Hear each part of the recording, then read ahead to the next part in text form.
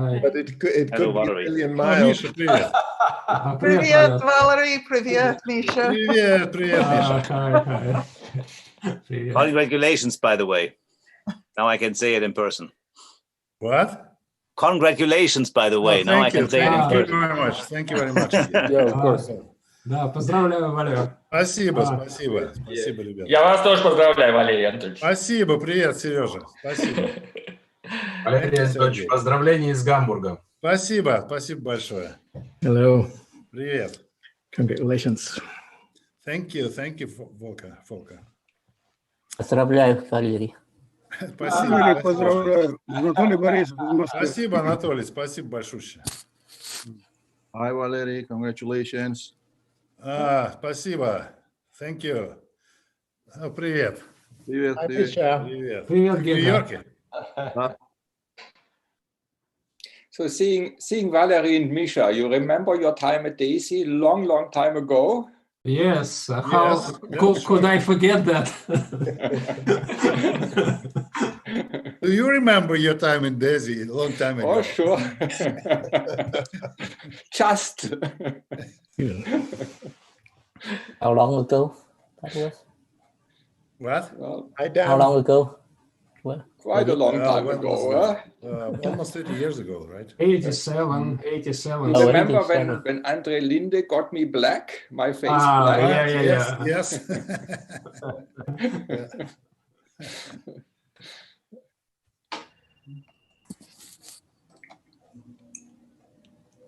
You can say anything. I'm not recording, but in a few minutes. We will all mute, don't worry. We will all disappear. Now is the time to swear. Yeah.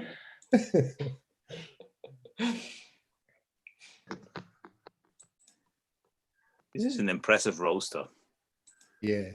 of essentially guests who are all on video. It's very nice. It's one of the biggest I've seen so far. Oh, hi, Paolo. Hi, good to see you. Nice. Ciao, Valerie. Hi. Hi, nice seeing you. Ciao, Paolo. Hey, ciao, Strik. Okay, so let me just wait one more minute and. Now it's on my screen. It's up to 5 pages now. Yes. 106 and counting. 107. Wow.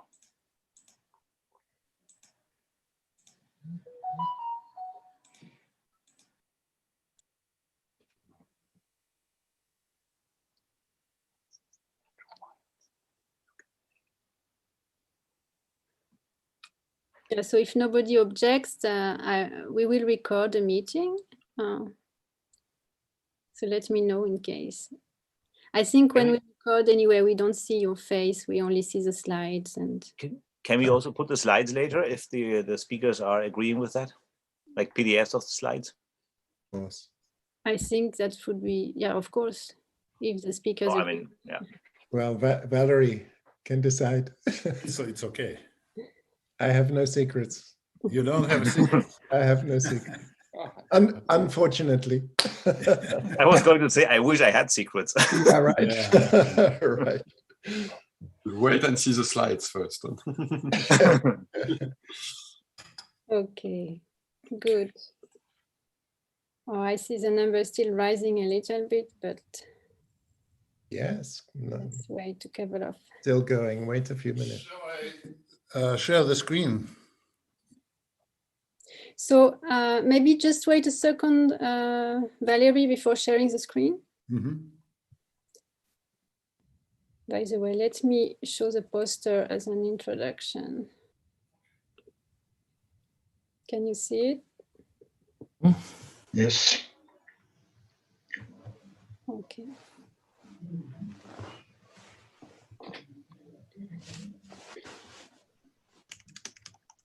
Good. So I think.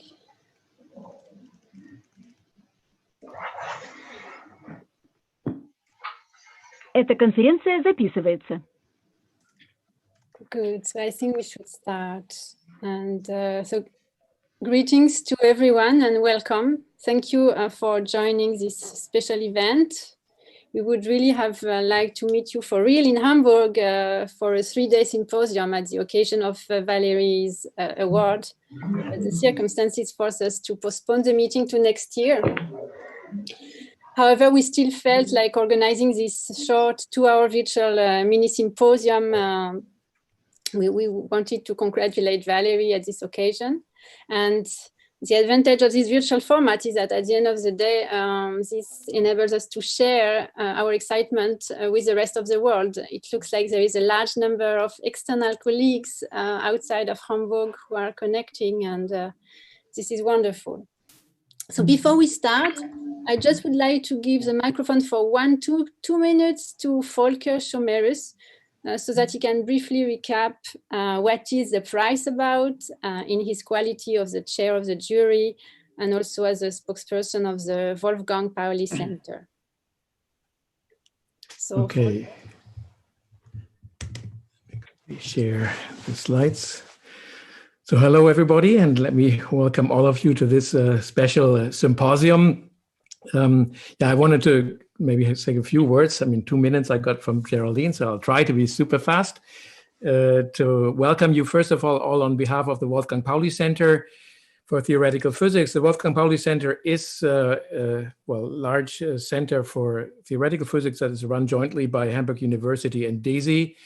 It involves locally right now about more than 300 theoretical physicists working in many different areas of science, particle, astroparticle physics, mathematics, but also laser physics and quantum materials.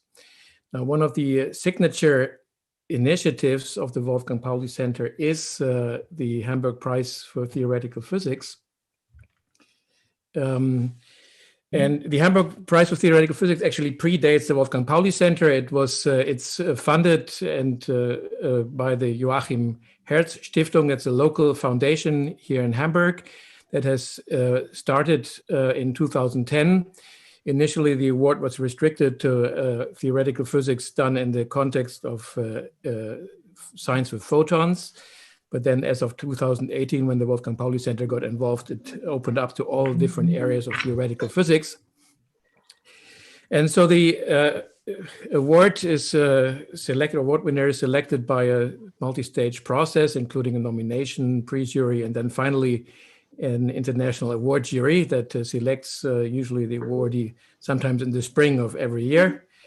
And then normally we have some time to prepare a 3-day symposium that's organized by the Wolfgang Pauli Center to discuss sort of the science of the award winner and around, and also, of course, to give the award, which is a very important part of this November event. Now, in 2020, we started off very well, went through this process as it is designed. And so there was an award jury, which in April, I think, selected the award winner. And of course, it's no secret anymore. It's in all the news that this year, Valerie Rubakova was selected. Now, I've done this already several times before, but let me say one more time on behalf of the entire Wolfgang Pauli Center and also in particular the award jury. Congratulations, Valerie. We're extremely happy to have you in this nice list of award winners. And we were extremely looking forward to this year's symposium, in particular, given your many contributions to theoretical physics that span over so many different areas and also your wide area of interests. Now, as you all know, this year was different, and Geraldine just discussed that. So for this year, I had to put some pictures from last year's events, but we hope then in 2021, we will come back to the world as we knew it before, and we can have one of these beautiful, very inspiring symposia, real-life symposia here in Hamburg in next November. And of course, your actual award ceremony. But for the time being, we are very grateful to Geraldine for putting together this virtual event to tie us over to next year. Okay, thank you. Okay, thank you very much. I'm Volker and Geraldine and all people who chose me as a recipient of this award. It's a very honorable, of course, and very very touchy for me to. Good. So Valerie, before we start, I just would like to make sure everybody mutes because there are a few background noises. So please, if you can mute yourself before we start. And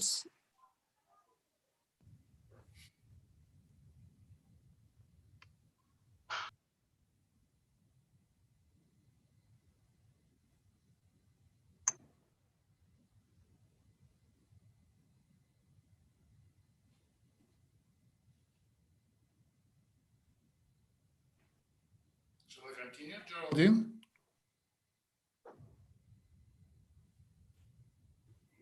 Maybe she muted herself also. No, I'm not muted. Okay. Запись остановлена. Oops. We've lost Geraldine. Looks like she got disconnected, yes. Oh dear. Oh, did you lose Geraldine? Yeah. Yeah. She got disconnected. I don't know how. Oops. Christoph? Yes. Is Geraldine a Daisy? Yeah, she's a Daisy in the office. Okay, because I was worrying about her connection. If she's not, then maybe somebody should do the recording who is at Daisy and sits on the optical fiber backbone, right? And not at some kind of DSL connection. That's, you know, my experience with DSL is that it's a lottery. Maybe we should give her a few minutes. And, You know, actually.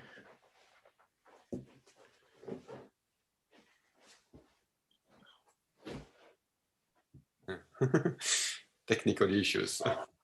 Otherwise, I get my power supply and connect my MacBook and record it from here if I get the right for that. Well, you need to connect with her. Okay, she's back. Okay. Okay. sorry, everyone. I don't know what happened. I got disconnected and I have to Эта start конференция record записывается. again. Okay, I don't know what happened in the last couple of minutes. So let's keep an introduction. Valerie needs no introduction. He's been working on such a wide range of topics in fundamental physics. And I will not go through the long list of achievements and awards that Valerie has received. For the younger members in the audience, you can just check his Wikipedia page. And thank you again, Valerie, for your inspiration. And you're going to give a talk today on your recent works related to nothing else but the very question of the genesis of our universe. Please. Yes, thank you, Geraldine. And I just want to express my thanks to all of my colleagues in Hamburg and elsewhere. It's very, of course, it's a big honor for me to receive this prize, and a big honor for me also to talk at this event, which is a very special event for me. So thank you very much. Thank you all very much. So let me share the screen.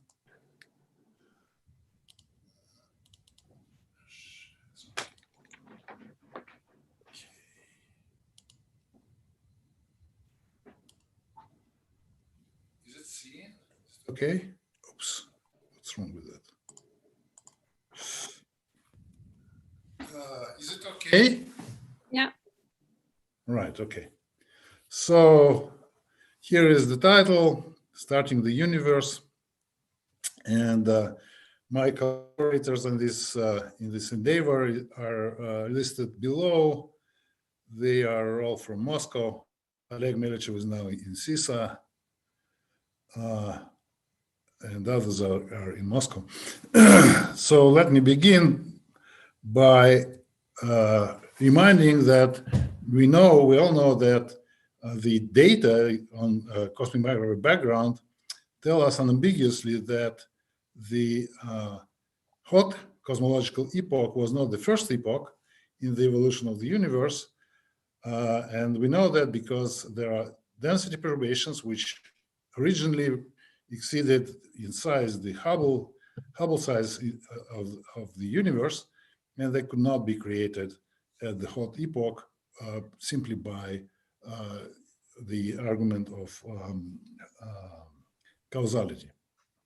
So that's sort of one of the sides of the horizon problem. So what we need to have is that we have a hot stage, hot epoch, but before that there was a very long epoch in conformal time at least, so that the whole visible part of the universe is actually inside the light cone if the universe started at some point here. So we need some epoch, which is the epoch of creation of cosmological preparations, and that was not the hot stage. Now, of course, the dominating hypothesis here is inflation, which is designed to solve basically this problem. And however, even within the inflationary paradigm, it is legitimate to ask what was before inflation. This might very well be a purely academic question because inflation tends to smooth out everything that was before, but still, even if it is an academic question, it is a legitimate question. The reason why we think that inflation was not, you have to think about the beginning of the universe is there are multiple reasons. One simple reason is that in the classical general relativity, you have Penrose theorem, which is valid under certain assumptions, and what basically this talk is about is to violate these assumptions. And this Penrose theorem tells us that in the classical general relativity, you always have the singularity in the past under certain assumptions. If you move on and you can consider the eternal inflation, but again, there are strong arguments that eternal inflation is not geodesically complete. There was some sort of singularity probably. And there are many, many other arguments for non-inflationary initial epoch, and therefore it's indeed worth asking what could be that initial epoch before inflation. Also, inflation is not a theorem yet. There is no unambiguous data that would tell us that there was inflation in the past. So there are still open options, and one can ask how reasonable are these options. In any case, you need very long and conformal time, classical epoch, for generating the density perturbations. Now, one viewpoint, which is quite legitimate, is that our patch of the universe or entire universe may have started from classical singularity, which is not described by any classical field theory. It was quantum. What was it is an issue. However, one can take another viewpoint, at least to try to take another viewpoint, and think that can we at all avoid classical singularity within the classical field theory? In case. Whether this quantum option is the only one, or we can do something entirely within classical field theory and avoid the initial singularity. In this regard, there are two cases, which are two options, two scenarios that I would like to discuss here. The number is still rising a little bit, but very old idea of bouncing universe, which means that the universe started from a contracting stage, something like we have now, but instead of expansion, there was contraction at very slow pace. Then contraction was accelerating, and at some point there was a moment of bounce when the contraction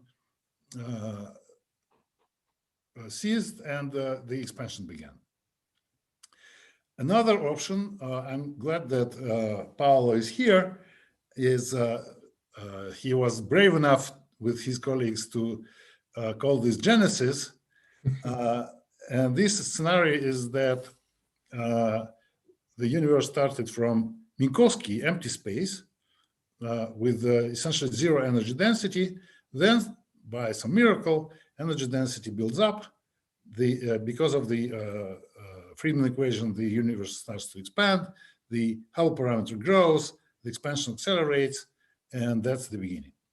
Now, at some point, of course, all these regimes should go either to inflation or directly to the hot epoch. But I'm interested in these regions throughout this talk. Now, both of these regimes require the growth of the Hubble parameter. And that's very non-trivial. It's so non-trivial that in classical general relativity and conventional, more or less conventional matter, it's impossible. The obstacle is the null energy condition, which is obeyed by essentially all known forms of matter and most of the known forms of fields. The null energy condition is simple. It says that the energy momentum tensor convoluted with any null vector must be positive. This is quite robust, as I will show you in a minute. And if the null energy condition holds, then there is a Penrose theorem that precisely says that there was a singularity in the past. If the condition is that not only the null energy condition holds, but also that the spatial curvature is negligible. That's an important caveat. But the attempts to get around by using curvature are difficult because of what's known as Belinsky-Lifshitz-Khalapikov phenomenon. I will not go into details here. So how does it work? Why is it important, the null energy condition? The reason is the combination of Einstein equations that tells you that the time derivative of the Hubble parameter, as written up here, is proportional to the sum of energy and effective pressure, the spatial component of energy momentum tensor. This is the combination of Einstein equations in homogeneous isotropic universe without spatial curvature. Now, the null energy condition tells you that the right-hand side is negative, that the pressure plus energy density is positive, and therefore, within the general relativity, you immediately see that the Hubble parameter can only... Oops. Oh, okay. And this means that neither bounce nor genesis is possible. And Penrose precisely tell you that there was a singularity in the past. There is another side which also is important, is that there is covariant energy momentum conservation in general relativistic theory, which tells you that, again, if the energy plus pressure is positive, then the energy density can only decrease. And in the Genesis case, for example, we need that the energy density increases in time. So null energy condition doesn't allow you to have these interesting possibilities. Now, the null energy condition cannot be violated in conventional field theories. And the reason is pretty simple, although it might be technical, but still, if you have a, say, scalar field theory as an example, with one field as an example, again, in the simplest case, then your Lagrangian, if it involves only first derivatives of the field, has this general form as shown here. It's a function of the only invariant involving the first derivative, the d pi squared, and the field itself. Now, the energy momentum tensor calculated from this Lagrangian has this form shown here. And in homogeneous background, what's important is down in this slide, is that the pressure plus energy density is proportional to the derivative of the Lagrangian over x times pi dot squared. Okay, so if you want to violate the null energy condition, you need this derivative at your on your solution to be negative. Okay, on your homogeneous solution, you need the derivative of f of Lagrangian to be negative. Now you consider perturbations and find out immediately that the quadratic Lagrangian for perturbations has this form where the first term can be of either sign, but the second term has wrong sign. This derivative is negative, and therefore, in my conventions, this is the wrong sign of the gradient term. So if you have the first term in front of the time derivatives is negative, then both terms have wrong sign. This means that you have ghosts, excitations with negative energy. And this means that your vacuum is catastrophically unstable because you can create these ghosts together with conventional particles and nothing prevents you to do so. Furthermore, since the Lorentz group has infinite volume, the probability is infinite. You can, boost your process as strong as you want, and in this way you get infinite probability. So this is catastrophic instability. On the other hand, if the coefficient of the time derivative term is positive, then you have negative wrong sign gradient term. The equations of motions equation of motion is elliptic, and in this case you have gradient instability, meaning that the energy is complex and you have exponentially growing amplitudes of your perturbations. This is also catastrophic because momentum can be arbitrary, and therefore the growth rate can be arbitrarily high. Now there is a loophole which I would like to mention, which is the case when this derivative is actually zero, df over dx is zero, and then there is no gradient term, special gradient term at all in the perturbations. This is what's going under the name of Gauss condensate. I'm not going to discuss this, but people have tried to use it to start the universe, actually. I'm going to consider another option, which is the scalar tensor theory with second derivatives in the Lagrangian. And this option is dangerous because in general, if you have more than one derivative of the field in the Lagrangian, then you have higher order field equations. And higher order field equations often mean that you have extra degrees of freedom. Usually you have extra degrees of freedom, and they are ghosts.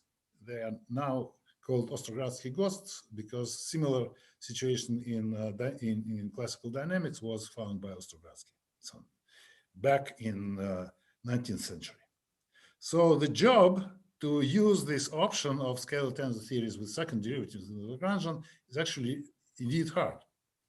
However, this general picture is not general. It's not necessarily true. And there are several examples, and we were trying to explore these options, these theories, in the cosmological context. But you will see that it's not easy either. So the first example, which goes now under the name Hordetsky theories, is the situation where when you do have the second derivatives in the Lagrangian, but the field equations are second order. There are cancellations between higher order terms in such a way that the equations are second order, which means that you don't get new degrees of freedom, extra degrees of freedom, because of the higher derivatives in the Lagrangian.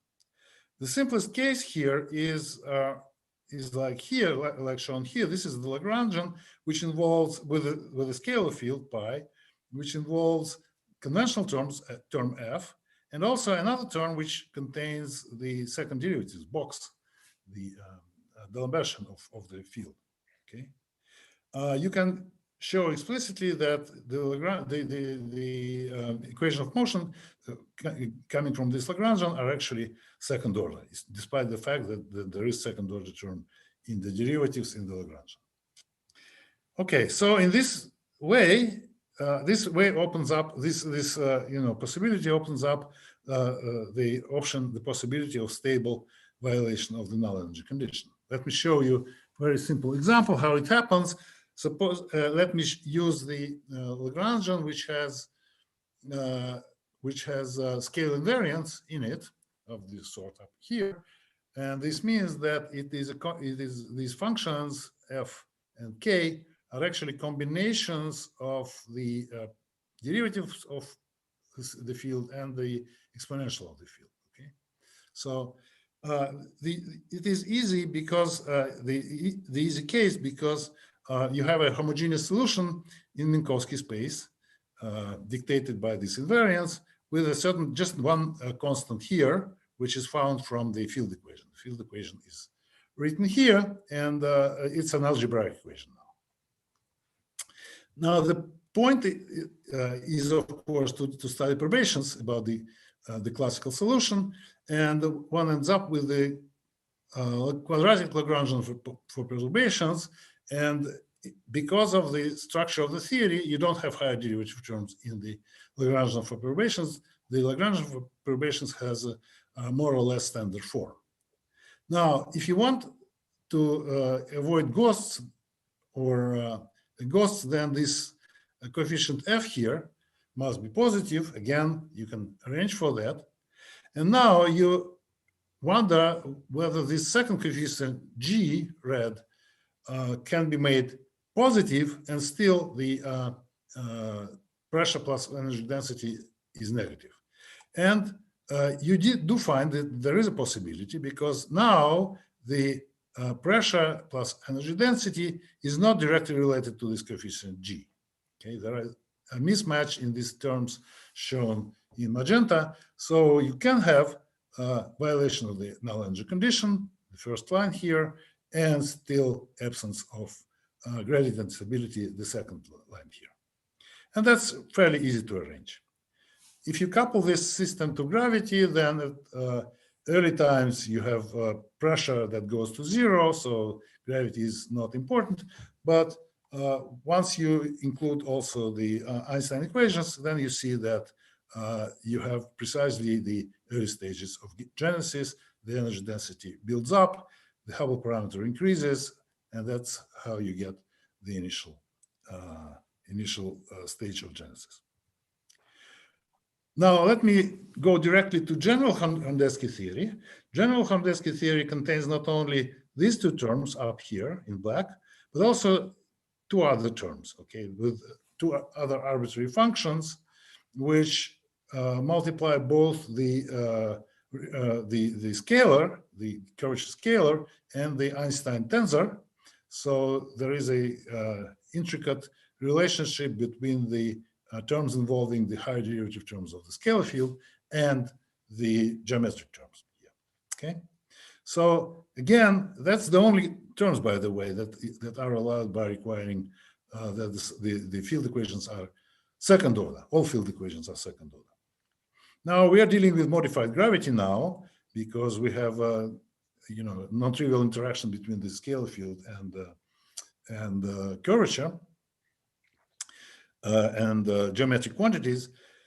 And so one thing to note is that the null energy conditions is no longer a relevant notion. The relevant notion is null convergence condition, which is written down here.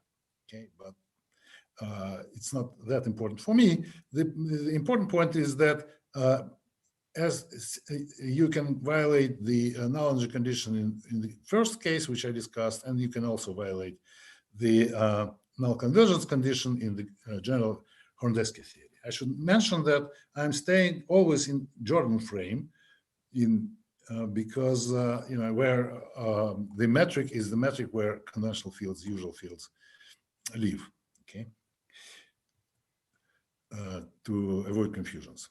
Now let's try to use Hromdersky theory to construct bouncing and genesis cosmology. And that's quite non-trivial, turns out. I don't know why. I don't know physical reason for that, how the obstacle, which I'm going to discuss, is related to the structure of Hromdersky theory, but there is an obstacle. The obstacle is as follows. Consider general perturbations in the unitary gauge, where the scalar field is constant in space. Then you have a metric perturbation Hij, which is transverse traceless and describes tensor sector, and one more perturbation zeta, which describes the scalar sector. Okay, so you have both tensor modes and scalar modes. Now, let's consider genesis as an example. And in genesis, as I told you, in the beginning you have Minkowski space, so the scale factor tends to a constant as time goes to minus infinity, and it tends to infinity as time goes to plus infinity. Okay, that's the property of genesis. Now, you can now calculate, I will not write long expressions here, but now you can calculate the quadratic Lagrangian for different modes, for the scalar mode and the tensor mode. They're shown schematically here. And the thing is that you need all these coefficients written in red positive. And notice that the coefficients here act as an effective Planck constant. They depend on time, but they are sort of effective Planck masses squared. Okay, so you need all these coefficients positive, but then when you do your calculation, you figure out that the sum of these two is a total derivative times the scale factor is a total derivative. Okay, total derivative of something relatively complicated, but the important thing is that in Horndeski theory, this psi is never zero. It doesn't cross zero. It has the explicitly positive term in the numerator. It can be infinite. I will comment on that later on. It can be infinite, but it can't cross zero. Now you integrate this relation up here to get the integral form of it, and you immediately convince yourself that it can't be possible if these f coefficients are positive and the integrals written down here from minus infinity to some time and from plus infinity, from some time to plus infinity when they're both positive. Remember, if you have genesis, then this coefficient here is the coefficients here are the coefficients of the kinetic terms, and the scale factor tends to a constant. So in Genesis case, as well as in the case of bounds, both of these integrals are infinite, and you can convince yourself that in this case psi must cross zero. Or in other words, if psi does not cross zero, then these functions, these coefficients must be negative somewhere in time. Okay, so you can't have genesis or bounds without gradient instability or ghost, which is not allowed. Now there are a couple of ways out. In principle, which shows somewhat maybe an interesting option. The ways out are as follows. First of all, what we need is that these integrals, at least one of them, the first one, is finite. It can be finite if the scale factor tends to zero as time goes to infinity, minus infinity, okay? And it can be mildly vanishing. It could go like an inverse power of time, the scale factor, which means that the Hubble parameter and all its derivatives are finite. So it doesn't seem to be a particularly singular situation. However, this relation, this inequality up here, is actually the condition for past geodesic incompleteness. So this option is, geometrically not so dangerous, but it tells you that you have past geodesically incomplete geometry, and I really don't quite understand what it means in this case, to be honest. But in general, geodesic incompleteness is seen to be a bad property. I don't know how to interpret this. Now, another option, which is again an option, is that the coefficient, the scale factor tends to a constant in the Genesis case. However, all these coefficients tend to zero, so that the integral of f in time is finite. Okay, they are positive, but they tend to zero at minus infinity. In this case, no-go theorem doesn't work, and indeed one can construct a setup solution in Lagrangian and its solution in such a way that you get indeed the Genesis case. However, this is tricky. As I told you before, the coefficients, these red coefficients down here, are effective Planck mass squared. So if they tend to zero, this means that your effective Planck mass vanishes. and then you are in danger of strong coupling, right? Your Planck mass goes to zero as time goes to minus infinity. Now, at minimum, you have to check that your classical field theory is legitimate, right? If you have Planck mass going to zero, then classical field theory may not be legitimate for describing your background, your solution.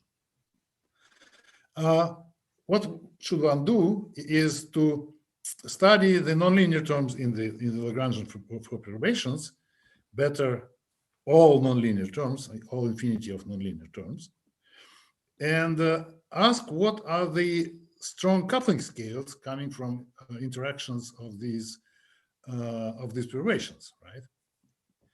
And then compare these strong coupling scales, strong coupling energy scales, with the classical energy scale associated with classical evolution. Speakers are agreeing with that, like PDS. Of your background. Oh, I see the number still rising a little bit. Surprisingly, what we have found recently is that you can arrange things in such a way that the classical energy scale goes like 1 over time, as time goes to minus infinity, while the strong coupling scales go like time to minus a constant, which is less than 1. So that the classical energy scale is always below the strong coupling scale. So the classical treatment of evolution is legitimate. The picture is quite, amazing that in this picture, the universe starts at very low, in the regime of a very low quantum gravity scale, but expands so slowly that the classical evolution is still tractable. All standard model scales, for example, are above the strong coupling scale, right? Because the strong coupling scale in gravitational sets tends to zero. So we have gravity, which is the strongest force, as compared to ideas of the weakest force. The gravity is the weakest force. Here in this picture is the strongest force in the beginning of the universe. Now let me mention also that if you have this integral below finite, as we do, then there is a tendency to say that the propagation of the gravitons and scalar degrees of freedom is such that the effective geometry is geodesically incomplete. That's again something that I don't quite understand. When we are talking about exactly massless particles, then it's the issue of geodesic incompleteness is confusing. It's not invariant, for example, under field redefinition. So it's kind of tricky, and I don't think this is really a bad property of this setup. Now, leaving aside these exotic possibilities, we can't have simple picture of genesis or bounds in Horndeski theory per se. However, Horndeski is not the most general scalar tensor theory with tensor modes and one scalar degree of freedom, one scalar mode. One scalar mode is needed to avoid the Strogarsky ghost, as I mentioned. It's very tricky. The option of having higher order field equations and still 1 degree of freedom is very tricky. One scalar degree of freedom is very tricky. But indeed, there are theories, there are models where scalar tensor, again, where I will give you one example, where the variation of action itself gives higher order field equations. However, they combine delicately in such a way that the resulting field equations are second order. And the relatively simple subclass of this is what's known as beyond Horndeski theories. And here is the term which you can add to Horndeski and get something new. Sometimes this can be understood by looking at the what's called disformal transformation by changing the variables as shown here. So that you have conformal transformation omega plus extra term, which is disformal transformation. And in this particular case, you can reduce your beyond Horndeski theory to Horndeski theory. This is a formal thing because these parameters, these functions might be might be singular. Now, no-go theorem no longer holds in this case because you still have the same property that the sum of these two f's is a total time derivative, but time derivative of a quantity that can cross zero, and therefore the no-go theorem doesn't work. All right, so this opens up a possibility to design models where you do have either, in one case, bounds, in another case, the genesis phenomenon, genesis beginning, without any instability at any epoch. And you can design this. Let me not go into detail, but you can design by basically choosing your evolution at your will, and then cooking up your Lagrangian functions in the Lagrangian so that your field equations are satisfied and stability conditions hold at all times. So this can be done. And moreover, with even more, work, you can design them in such a way that you have subliminal or luminal, in the case of gravitational waves, perturbations, and also you can restore general relativity both at minus and plus infinity in time. So the universe in the balance case starts from general relativity, general relativistic, and then ends up being general relativistic. Only in the bounce region you have strong deviations from general relativity. However, again, it's not very easy. It's a hard job because there is an issue to worry about, superluminarity. As I told you, in the case of Tost theory per se is not that bad. You can have subluminal perturbations, at least near the classical solution. You may be agnostic about the regions in phase space away from classical solutions. So it's not that bad. However, if you add extra fields, matter fields, then the situation becomes tricky. Indeed, what happens is that if you add a minimally coupled scalar field to the host theory, then there is a kinetic mixing between these perturbations of this field chi and the scalar perturbations inherent in the host theory, which I still denote by zeta. Okay, so if the background is such that it contains not really a rolling field, then there is kinetic mixing. This kinetic mixing has schematically this form.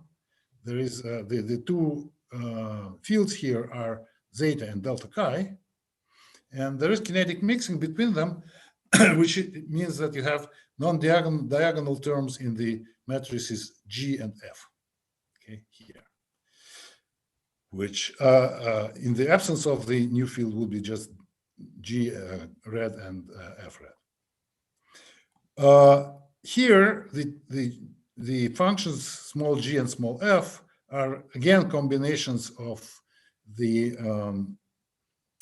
scalar field and its derivatives, which are expressed in terms of the functions entering the host Lagrangian.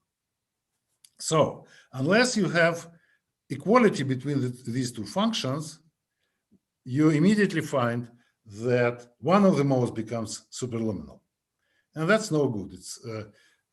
It has been argued that the theories with superluminal propagation are not healthy Lorentz invariant, healthy theories Lorentz invariant in the ultraviolet. So what remains is to impose this condition that the two functions here, f and g, are equal to each other. Then you immediately figure out that the mode of perturbations that is predominantly delta chi has is luminal, not superluminal. This seems to be possible, and this seems to imply narrowing down quite substantially the host theory, but I will not say more about that. It's still a work in progress. And by the way, it's not beyond Hrdetsky theories that have this property. So they're not healthy unless if you add matter fields, luminal matter fields. So to summarize this part, it's rather non-trivial to avoid classical singularity, although not impossible. It doesn't seem to be impossible. Completely healthy theory has not been constructed yet, especially having in mind the superluminarity issue. The constructions are very contrived, I must say. If you require all the nice properties, then there are strong constraints on the function of the Lagrangian, non-linear constraints. So it's really very contrived. It's not clear to me whether this is too hard, too high price of having dealing with such a complicated Lagrangians, but that's how it works. I didn't touch upon other issues, and I probably don't have them. One which I may mention is that you can arrange your theories in such a way that you have tensor perturbations generated during the genesis epoch, and these tensor perturbations may, or gravitational waves, the primordial tensor perturbations may have blue or even peaked power spectrum, which is interesting from the viewpoint of recent nanograph results, or suggestion that there is stochastic gravitational wave background at their nanograph frequencies. Now, instead of conclusion, let me mention a couple of other issues which also have to deal with unconventional field theories. One is Lorentzian wormholes. Indeed, it would be very interesting to construct explicitly stable, traversable Lorentzian wormhole, right? And in some sense, it resembles the bouncing universe, right? Indeed, in the case when, in theories which do not violate the null energy condition, you can't make this solution, which will be a Lorentzian wormhole. In Hrdetsky, again, very similar situation. There is no stable, static, and spherically symmetric wormholes. At least for spherical symmetry, this has been shown. And it has been shown that in the perturbations, among the perturbations about this wormhole, you always have ghosts. So that's very similar to what we had in the bouncing universe, where we had the gradient instabilities. Here, time and space are interchanged, and you have ghosts instead. In host theory, it is not necessarily impossible. The no-go theorem, which works in Hrdetsky case, doesn't work in general host theories.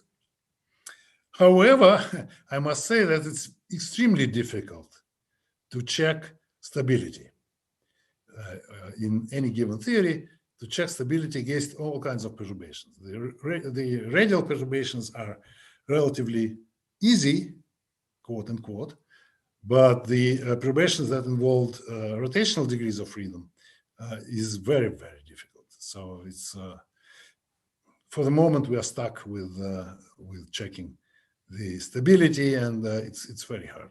I'm not sure we can do that at all. Now, another interesting line of thought has to do with creation of a universe in the laboratory. Indeed, even in mid-80s, this issue has been raised with a view that if you are able to create a finite region of space where you have sort of inflationary initial conditions, then this region by itself will expand in inflationary fashion and become a new universe, part of the universe, which may look like our universe. So you appears to be able to, at least energetically, you appear to be able to create a universe in the laboratory. You don't need huge energy to do so. However, If the null energy condition holds, then again, essentially due to Penrose's theorem, you can't have such a construction. You have necessarily singularity in the past. Thought theories, as we saw, avoid the null energy condition, so it may be that you will be able to create a universe in the laboratory. Of course, not really create, but in your mind, making use of the Thought theories. This hasn't been explored. There are some very preliminary, studies of that, but that hasn't been shown. Neither that is impossible, nor that it is possible to create a universe in the laboratory. So to conclude, I should say that it's amazing that there are many questions of principle that are still not answered. I mean, some time ago it was clear that you can't have, bouncing universe. You can't have, at least if you stay within the classical field theory, you can't create you can't have a wormhole solution, etc. But now you have more possibilities, and still there are many questions that we want to understand, and that's probably the most interesting and challenging point of today's studies. Thank you. Thanks a lot. Are there any questions? Actually, I have a question, Valerie. Yeah, please. Yes. Yeah. But first of all, congratulations for the prize. Thank you. I wonder, you said that you prefer to stick to Jordan frame. Wouldn't be more well defined to talk about this behavior in Einstein frame? For instance, even the concept of reaching quantum gravity seems to me more defined if you use an Einstein frame. Why you prefer to stick to Jordan one? Well, because if you do the transformation from Jordan frame to, say, Einstein frame, then instead of, say, Genesis, you may start with something else, right? Mm-hmm. And therefore, it's not, well, maybe you are right. Maybe it's easier to go to Einstein frame for checking the consistency of classical description of the evolution. I agree, but actually we tried to do so, and that didn't seem to be more technically simpler. Mm-hmm. It wasn't technically simple. So, but I agree, you can, checking various things, it might be easier in Einstein frame, but the Jordan frame is more convenient to see what sort of geometry you're talking about. Thanks. Okay, Christoph, I see. Emil has a question. Yes. Valerie, let me come back to this possibility that the Planck mass is field dependent and gets zero at some moment. Mm-hmm. So the question is gravity really strong, and what does it mean? I think the interactions with matter do not need to get strong, because the particle masses can also go to zero. They can be, of course, field dependent as well. The real problem I see is that the gravitron propagator does not remain well defined.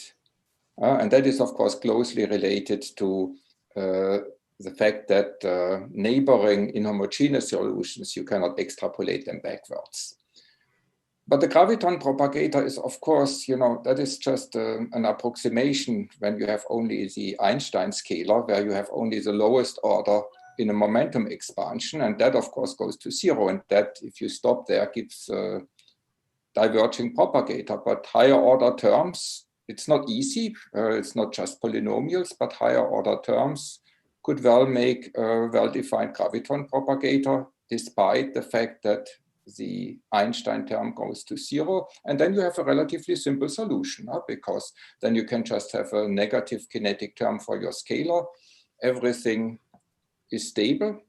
And there are solutions that to make Genesis? Well, this was a comment, right? It was, no, that I wanted to hear your opinion about it, because you certainly have one. Well, first of all, since my Planck mass is never exactly zero, I don't see big problems with the graviton propagator. I mean, if you are talking not about the asymptotic past, but large but finite time, then the graviton propagator, I think, is well defined. Especially if you talk about finite times in the argument of this propagator, then it is well defined. So I don't think that there is difficulty. Field-dependent masses, maybe, but I think it would be pretty hard to incorporate them, I mean, technically in this picture, but I never thought about that. So I think if one works with the host theory itself, then I don't see big drawbacks in this picture. And the need to introduce higher order terms, I mean, I don't see really the strong need for that. So there was also a question by Neil and then Shinji Mukoyama. So Neil, maybe you start? Yeah, so I just wanted to ask a question of principle. You have some theory which is quite complicated, and you choose one particular classical solution and you say that one is good. And you ignore most of the solutions which are terrible. So what do you say about that? Because that sounds like you're being very selective in looking at the theory, and it sounds very incompatible with quantum theory, where of course one expects all possible solutions to play. Well, in the first place, I will be happy to have completely satisfactory classical solution. Just one. Yeah, just one classical solution. Second, since my perturbations behave nicely near this solution, I think there is a kind of neighborhood of this solution which is still okay. I mean, it's not exactly homogeneous, but it's still not. There's nothing pathological. Whether this is attractor or not, I mean, again, if I have a solution, then I should check whether this is an attractor solution or not. But I would not be surprised if it is an attractor. At least in some cases, which are not quite satisfactory, the solutions are attractors. So imagine you find all that. Have you solved the problem? Well, not of course. Creating a universe or starting the universe is not that easy. But right. I think it would be an interesting step. Okay, Shinji? Okay. First, I'd like to thank the very nice talk. Thank you for a nice talk, and congratulations. Thank you very much, Shinji. And I have a kind of a technical question. Yes. So in one of your scenarios, you start with the Minkowski, but with the vanishing strong coupling scale. But you say that the Hubble scale is lower than this. And but how about the perturbation? So I think we want to describe the perturbation at the CMB scale at the present time. And is it still weakly coupled at the beginning, or? Well, that depends on how you continue this solution to later times. We didn't do that, so yeah, I see. You didn't consider perturbation. No, we didn't consider how perturbations go from this stage. If there is inflation, then the pictures you have one picture. If they go directly to the hot stage, it's another picture, and we didn't study that yet. I see. Okay. Yeah. Thank you. Mm-hmm. Okay, I see Sergey now. Yeah, thank you for the talk. That's always fascinating to the universe. So when so far we were discussing stability with respect to short wavelength modes, as far as I understand. Yes. So what about stability of this, especially the contracting phase with respect to wavelength modes, which have frequencies comparable to Hubble? Do you expect? What you're asking is basically whether whether these solutions are attractor or not, right? Basically, that's it. Yeah, whether the homogeneities, long wavelengths and homogeneous, whether they are kind of smeared or not. Yeah, I must say we didn't go that far, I should say, because I would expect that there's nothing particular about them, because if you are talking about the timescales of development of these homogeneities comparable to Hubble scale, then, to Hubble scale, something like that, then I don't expect any catastrophic behavior. They may change somewhat the solution, especially if it's not an attractor, but I don't expect anything catastrophic. What we were confined to were catastrophic instabilities. That's the most dangerous thing. Yeah, well, I think my question is probably technical. So, is it possible to study this question, or it's technically really looks? I think it is possible. I think we have all what is necessary for that, because basically we have complete quadratic Lagrangians for all derivations, and therefore, in principle, we can study that. Once we have solutions, then we can study this rather straightforwardly. Thank you. Yeah. Okay, I think there is one last question from Alexander Westphal. Yeah, thanks. So Valerie, thanks a lot. It was a very, very clear presentation, which allows me to ask two short questions because it was clear. So one, there's one little confusion I had. So you said when you add matter fields, like not this Galilean type of field, but really like arbitrary matter, like another scalar, minimally coupled, then you may get superluminality. This is in beyond Horndeski or in the Horndeski class? This is the one thing which I... this is in beyond Horndeski class in general host theory. In Horndeski, you don't have such a property. Okay, so in the DOS theory, you would have to kind of like arrange things so that you don't get superluminality. Yes. In Horndeski, there's no problem. My other question is, I mean, say you are saying that's with a Galilean scalar, then you can get this controlled null energy violation. You get a Hubble that looks like, you had this plot, right? Looks like a Gaussian bump if you want. Yeah. Can you have the middle of this? Could you stretch it to contain a region where H is essentially constant in the middle of it? It's rising, staying almost constant, coming down. Yeah, I understand. We didn't try. I mean, it's a theory precluding that, or could you have that basically? Yeah, I think we can. I mean, there's no reason not having it. We didn't try. Okay. It should be possible. Okay. Pretty confident. Thanks. Okay, there are several other people who want to ask questions. So Cedric, please. Yeah, thank you. Yes, first of all, congratulations, Valerie, and thanks for a very nice talk. So yeah, I had a question about one of your slides. So you say that one of your construction was working for non-beyond Horndeski theory. Am I correct? You had one property. You said it was, that was the issue of superluminality. If you want to add extra fields or field which is minimally coupled to gravity, then in beyond Horndeski theory, you get superluminal propagation. And if you want to avoid superluminal propagation, you need to impose some, constraint on the functions in the Lagrangian.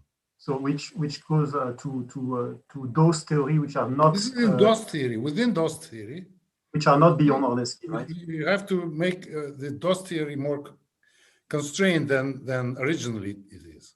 But do you understand why is it so that it works with those which are not beyond Horndeski, but it does not work with those which beyond are Horndeski? It simply doesn't work. You can't, this condition that I didn't write explicitly, it cannot be satisfied within the beyond Horndeski. But do you understand why somehow? Or? No, I don't understand why in many cases. I mean, these are all technical things. So. Okay, thank you very much. Okay, next is Gia. Hi, can you hear me? Well, congratulations again, Valerie. And so I maybe this is a little bit more conceptual question, because I'm trying to understand what is the problem that you're solving.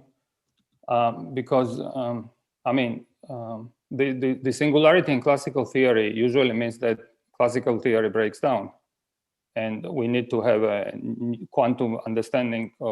So most likely classical theory becomes strongly interacting and stuff. And I mean, of course, it's fascinating what you're doing and trying to avoid that singularity classically. But in a sense, singularity is a great thing, because that's precisely what tells you that there is something new and less boring than classical physics. So like, I don't know, in QCD, for instance, right? I mean, sure, pions become singular at the QCD scale, but we're not trying to construct some complicated pion theory to avoid QCD, strong coupling at QCD scale, because that's precisely the most exciting thing about QCD. They become strongly interacting, and it changes the regime and stuff like this. So, I mean, yeah, I mean, I don't know. I agree, yeah, so with you. It's not really a question. I mean, it's sort of a... That would be a lot more fascinating if we could describe what is the classical, so to say, classical singularity in quantum theory, and start the universe from there. But I'm not so brave to do that. It's probably too difficult. If I can, well, I mean, yeah, QCD is also difficult, but so what? If I can just mention that even if you have quantum effects, you still have the quantum effective action with its exact field equations. They are a little bit more complicated, but they have exact field equations that you can deal as classical field equations. So you can, of course, say if I have completely different degrees of freedom, it's something else. But as long as your metric degree is the degree of freedom, then the field equations of the quantum effective action hold. And you have to find solutions. Yeah, I mean, I'm a very simple-minded person and very conservative. So usually I'm trying to find analogies about things that I know. And I know that nothing that you said holds in QCD. But in QCD, we have a perfectly nice theory, precisely because we are not trying to understand QCD classically, or as classical theory of pions about the QCD scale. That's what I want. That's all I wanted to say. It could very well be that in gravity, nature works differently, and actually we avoid it classically. I have nothing against it. If you have a convincing theory, I would love to see. But that's a different story. But I'm just saying that this, in every corner in which we understand how quantum field theory works, this is never a case. It's always, there is a change of regime and there is some new exciting physics, and that's it. Yeah, this is just a comment. I don't if you have new degrees of freedom, fine. Yeah, I think Gia has in mind that degrees of freedom. I think that's actually the case. That if you go very close to Planckian regime, or in Planckian regime, then the degrees of freedom are completely different. Maybe even thinking in terms of degrees of freedom is sort of misleading. Valery Anatolyevich, I congratulate you with your prize. Thank you. Unfortunately, I missed your talk because I was giving another talk. But I have a question. How should we think? It's kind of related to what Gia asked, but how should we think about this phi? So is there some collective degree of freedom? It's clearly not a fundamental field, and it's probably not related to geometry, but is it some maybe hydrodynamics or something? Oh. Sorry about that. No, that's okay. I have no idea. I understand that this sort of theories is so contrived that you would like to understand how come they could be, obtained from something more simple and sort of realistic. But I have no idea. It would be great to understand whether you can have something, something more reasonable or simple or, believable. But I don't know of any. Thanks, and congratulations. Geraldine, can I Yeah, ask? sure, Gleb, go ahead. Yeah. First of all, Valery Anatolyevich, congratulations. Thank you. As a mathematical physicist, I should ask you this question. So you have second-order differential equations, but they come from high derivative Lagrangian.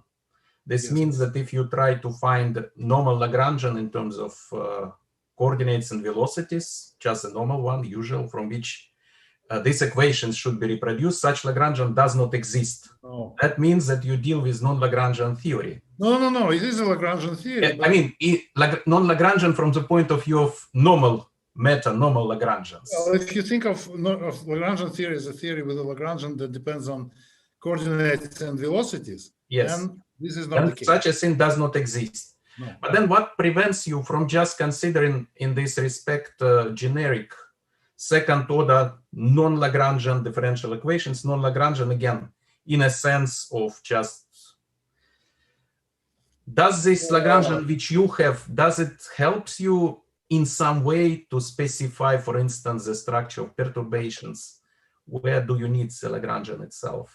Well, yes, perturbations are one thing that you understand the properties of perturbations, and also I think it's simpler from the point of view of consistency. You want not just the field equations, but you want the field equations which are consistent with each other. And in gravitational case, it's pretty non-trivial, I think, to construct directly field equations which are consistent, just without using any Lagrangian, but just writing the field equations. I think it's very hard. Thank you. Okay, so I don't see one final question. Okay, quickly, Alexander. Now, this is again about this supernominality. You said it comes from from minimally coupling a further scalar, say. Minimally coupling. Yeah, from minimally coupling it, right? Yes. But the minimal coupling, you strictly speaking, only need at late times. And it is at late times where you said that this DOS theory that you're considering is also like, asymptoting to GR. So couldn't you, from the very beginning, write down a coupling of this scalar that is guided by the DOS theory structure that's in general non-minimal and just asymptotes to minimal coupling late, and then from the beginning, therefore, avoids by the structure of the theory this problem? This is an option. We didn't try to do that. We met this superluminarity issue relatively late, recently, so we didn't go very far in this direction. Was just a question under and so I don't know any nice answer to it, but it may be possible that instead of imposing constraints on the host Lagrangian, you also impose constraints on the interaction between the host and this extra scalar. That's an option. Yes. Thanks. Thank you, everybody, for your contributions. No other questions? I don't see any. So we should now switch to our second talk in this symposium. And we are grateful to Neil to have accepted our invitation today. I mean, as a former director of Perimeter Institute for the last 11 years, and now chair of the Higgs Center for Theoretical Physics at the University of Edinburgh, we felt he was ideal to participate in this in today's celebration. And his talk will be path integrals for the universe. So Neil. Okay, thank you very much. Yes, so before I share my screen, let me just say what an honor it is to participate in this event. Valerie played a very inspirational role in my career. I visited him at the Institute for Nuclear Research, thanks to Misha Shaposhnikov and others there, and had a wonderful evening at Peter Tinyakov's house in Moscow. And it was very fascinating for me because I was in Princeton at the time, and essentially money falls off the trees in Princeton. And so one lives in the lap of luxury. But when we went to Moscow, it was the opposite. But what I found in Moscow in a very humble institute was some very excellent physics. And this actually affected me very strongly. And in due course, I'm from South Africa originally, and this was part of the inspiration for me to start a center in Africa, which also in relatively humble surroundings, the goal is to allow genius to flourish. And so, yes, thank you, Valerie. And I think your example of leadership of an amazing school of theoretical physics is really an inspiration for me personally, and I think for many people. Thank you, Neil. Thank you. Thank you. So the topic of my talk is, Valerie has already said, is too ambitious. I will be talking about the role of quantum theory in the universe. And although it's too ambitious, I would agree with that. I still find it fascinating. And he made the point that, a very well-made point, that the questions we're asking are purely academic. But of course we are academics, so that is what we do. So we should make no excuses for discussing things which are very difficult and beyond our reach today, and perhaps even impossible. So without further ado, let me show my screen. Share screen. Okay, and then I will do this. Is that visible? Yes. Yes, okay, great. So the theme of this talk is interference. And I've put an emphasis on the I because the imaginary number, which appears in quantum mechanics, is fundamental to its structure and the source of many wonderful things. This imaginary number is, of course, basic to quantum physics, and it's extremely universal. So you may think that quantum physics only describes small phenomena, but I will show you examples where quantum physics really can be used to understand phenomena on astronomical scales, where this interference occurs. And this interference between different spacetimes will actually be the theme of this talk. So this is a slide which summarizes where we stand in what's known about fundamental physics. It's an amazingly simple formula. You can write it on a blackboard, and it's a very helpful guide I found as a student to thinking, you know, this is what we have to understand. How does this formula work? Of course, at the heart of this formula is the imaginary number I, and you can say that all of physics described by this formula is just a big interference pattern. You're adding up phases. That's all we do in theoretical physics, add up phases. So at the moment, we have a remarkably successful standard model and remarkably little evidence for anything beyond it. And so I've thought for a while that this surprising simplicity in the laws of physics that we know, you know, should be taken very seriously. And perhaps by adopting as a manifesto that that we're unwilling to add complexity until we are convinced it's necessary. I think that is an interesting manifesto to adopt at this point in time. And having done that a few years ago, we actually discovered a new way to explain the dark matter, exploiting extremely conventional and more or less standard model physics. Namely, I think the simplest candidate for the cosmological dark matter has actually been staring at us in the face for decades. And it's that one of the right-handed neutrinos, if you impose a Z2 symmetry and you do something with the cosmology, which I'll describe later, namely you insist it respects CPT symmetry, actually this right-handed neutrino is the perfect dark matter candidate. And perhaps the solution of other puzzles, such as the behavior of black holes, the Big Bang singularity, is already contained within these laws that we know. Of course, I mostly work in cosmology. It's the same story there. What we've discovered in mapping the entire universe is that, as I would say it, only 4.5 numbers are needed to describe the large-scale universe on top of this standard model physics. 3 numbers for the content and the baryon asymmetry, the dark matter, and the magnitude of the dark energy. But all of those could be described by essentially standard model physics, including right-handed neutrinos. And then 1.5 numbers for the geometry of the universe. I say 1.5 because 1 is needed for the density perturbations. They are Gaussian. They're very nearly scale invariant. And so I say 1/2 number is needed to describe the deviation from scale invariance. And really that's it. That's what the observations indicate.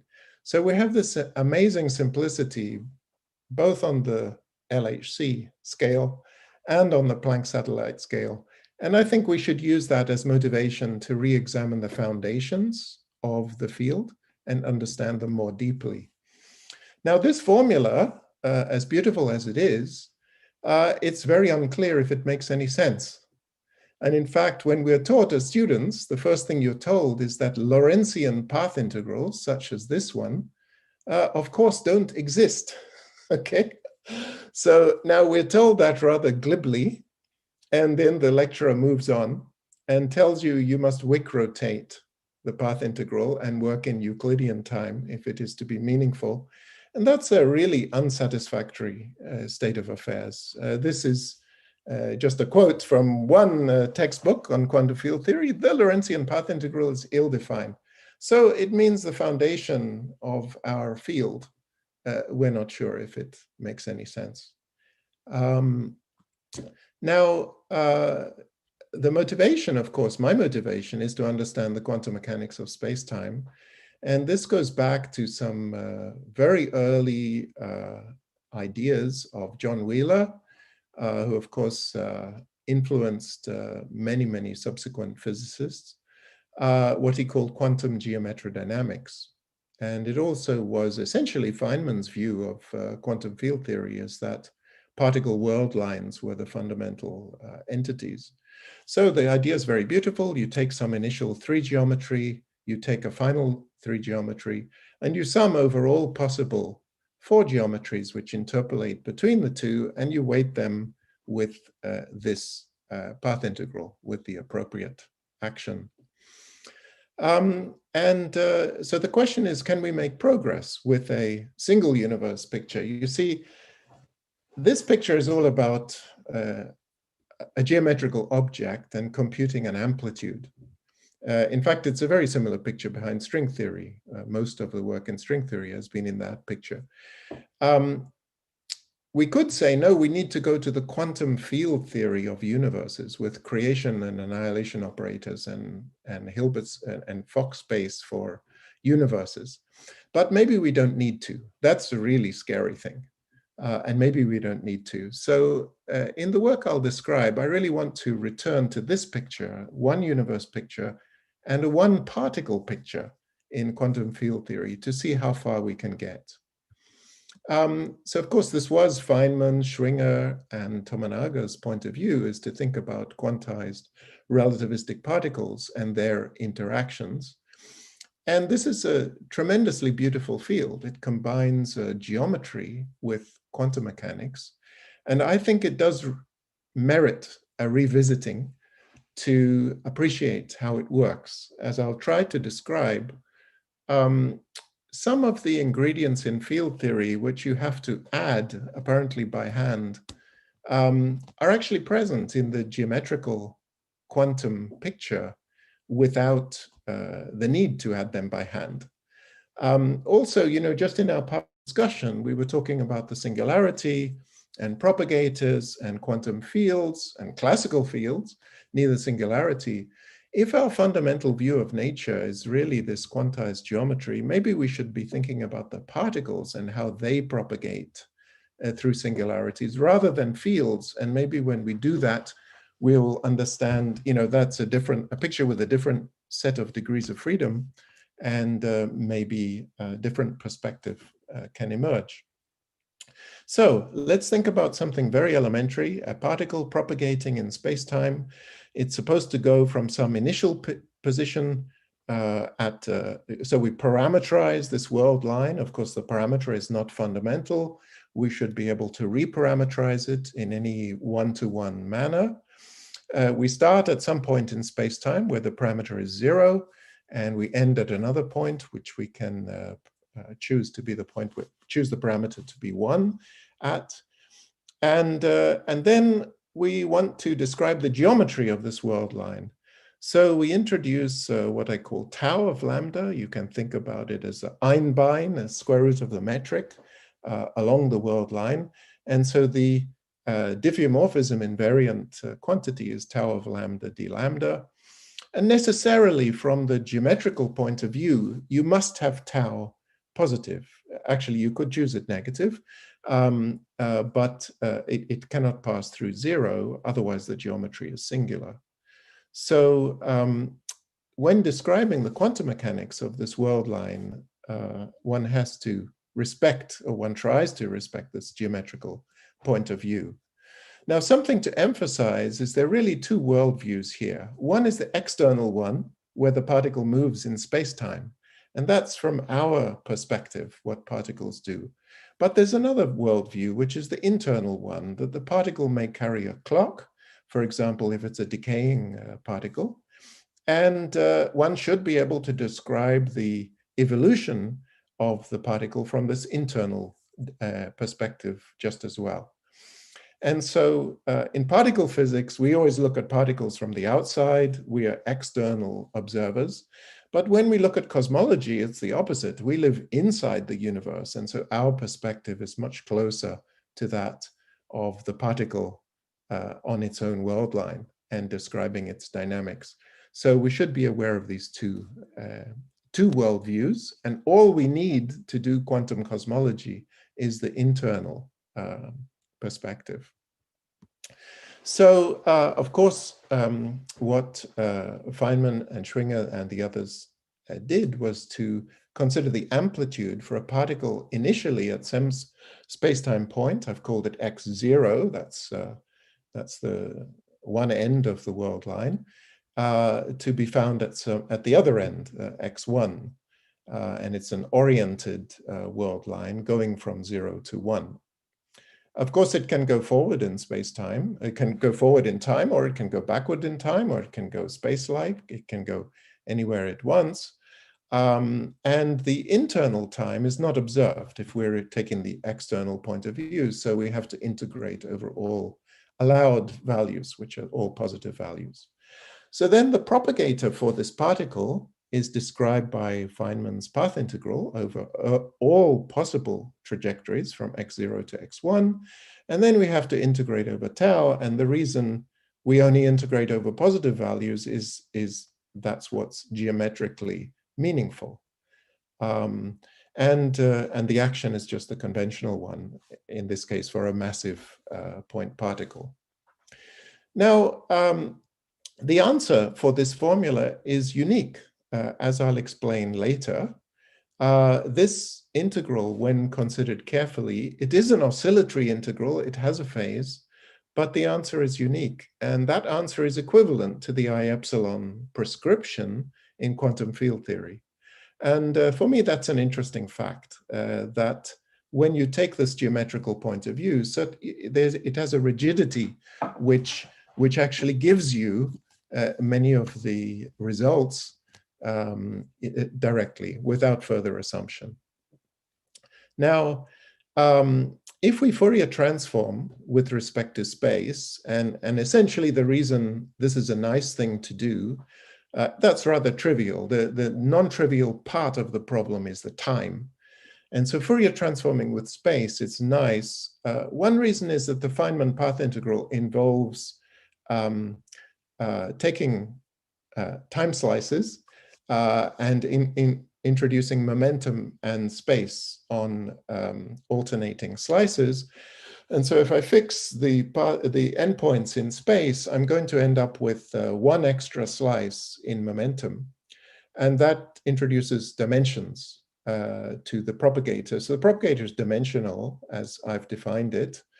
But if you Fourier transform with respect to space, you remove that part of the dimensionality because you introduce some momenta to some space integrals which compensate for the momenta.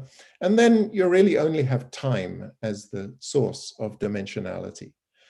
And so obviously, when we've done this integral over tau, we introduced a time, something with dimensions of time. So the propagator became dimensionful. But then keep in mind that the initial condition for the propagator is it should be a delta function, because when those two times are equal, the propagator tends to a delta function of t1 minus t0. So these two dimensional factors cancel, leaving you with a dimensionless propagator in this Fourier transform. So although you integrate it over tau, that actually is exactly what you need to cancel the dimensionality of the overlap between the initial and the final state. So this gives you the Feynman propagator, of course. As I mentioned, as I'll explain in a moment, this is a unique answer.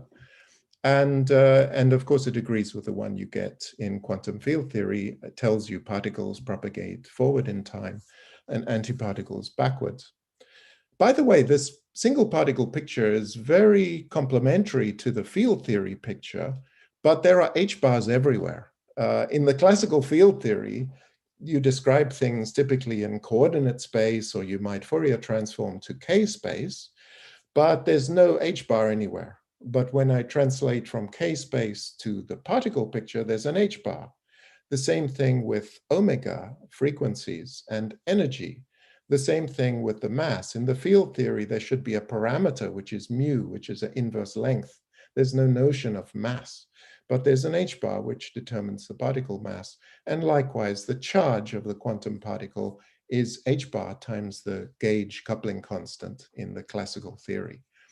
So these perspectives are quite different in the way that H-bar enters. Now, something we've thought about recently is to really take seriously the amplitude of particles in space-time. This is an old topic, and a long time ago, field theorists moved on from this question. So we are revisiting it. It's a very old topic. The question I want to pose is, can you make sense of relativistic quantum mechanics without going to quantum field theory? So we would like psi of x to be the amplitude for a particle to be at the space-time point x, meaning time and space. And we would like the inner product to be the usual inner product of quantum mechanics, integrate over space-time, psi star of x times chi of x. This will certainly give positive probabilities, unlike the Klein-Gordon norm. So it turns out you can actually go this route. The first question you have is, if I put two plane wave, i.e. on-shell states, into this formula, I'm just going to get either infinity or zero. But so you have to regularize this inner product. And there's a very nice way to do that covariantly, which is to use a parameter mu on the left in the psi, and mu prime, and a mu for the chi, and define the inner product to be the limit. Mu prime goes to mu. And again, this is really just a trick to make sure the dimensions cancel, because when you do this, you find that you get a well-defined inner product. And as you take the limit mu prime goes to mu, the overlap integral is proportional to delta mu prime minus mu. And that, of course, just has the same dimensions as time integral dt. And so you have computed the dimensionless, appropriate dimensionless inner product. And so from this point of view, many derivations are simplified. As you know, in ordinary quantum mechanics, there's the energy-time uncertainty relation. And it's very interesting to see books struggle with that relation because it doesn't emerge in an easy way.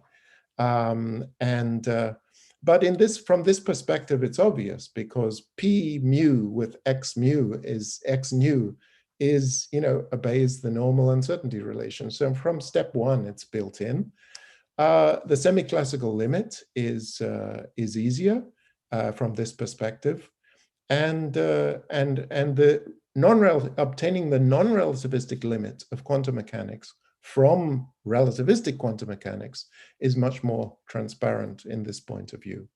I won't dwell on that, but just to say it's possible and it's still interesting.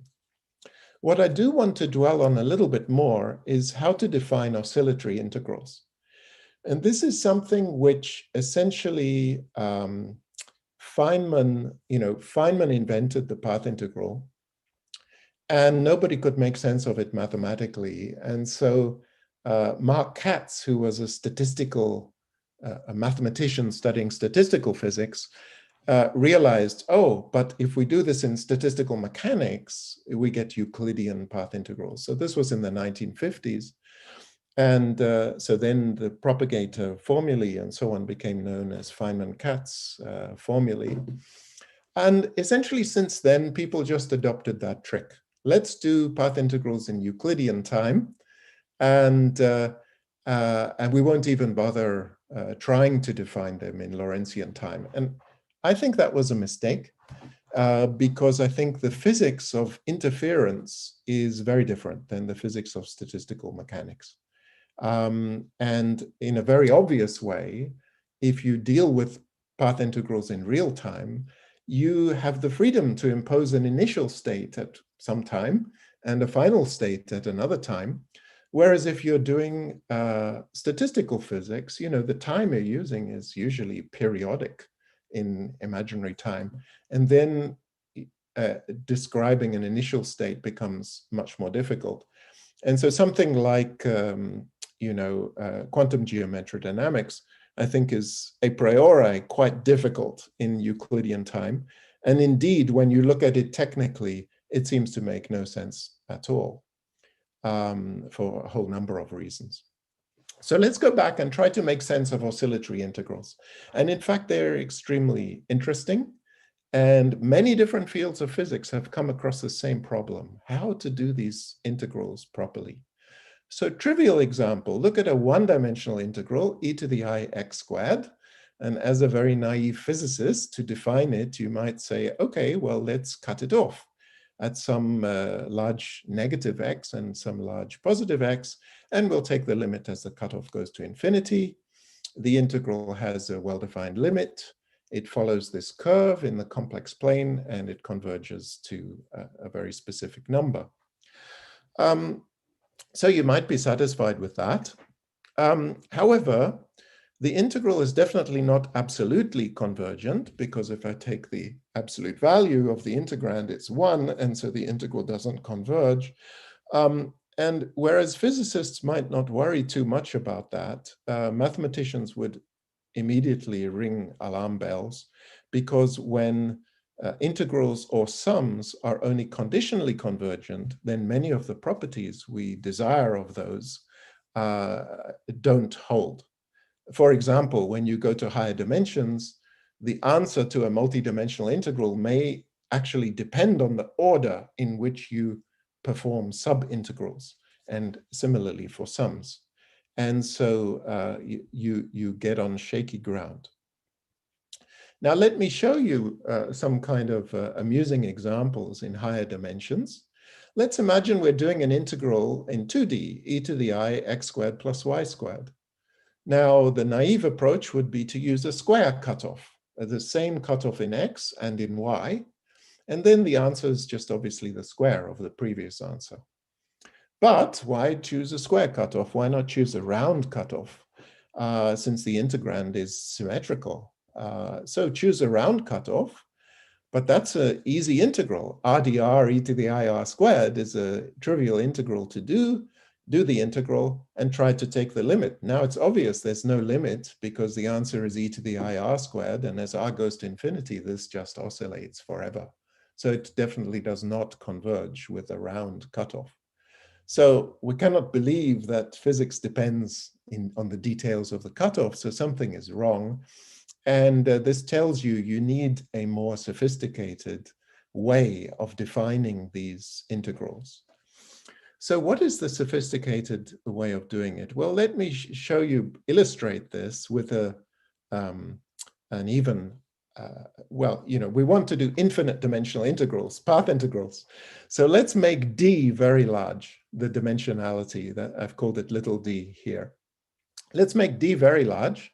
And so in the integration measure, we've got something getting bigger and bigger. And then I'm going to have some oscillatory phase. And just for simplicity, I'll pick d bigger than m. So this is a well-defined integral. It's just a gamma function. And you can look at how it behaves at large R, capital R, the cutoff. And there's a nice leading term, okay? Just like for the Gaussian integral. But then there's a highly oscillatory term depending on the cutoff. And what is happening is that this sharp cutoff is moving through this divergent function, and your answer is being dominated by the cutoff. The way to resolve this is by introducing a smooth cutoff, one which enables cancellations to happen. You know, if I throw a tennis ball to you, there is an amplitude for it to go to the moon and back, but the physics doesn't depend on those paths. And the way it doesn't depend on those paths is because they all cancel out. And so you must, whatever mathematics you use to describe that cancellation, it should be such that you smoothly remove the wild paths.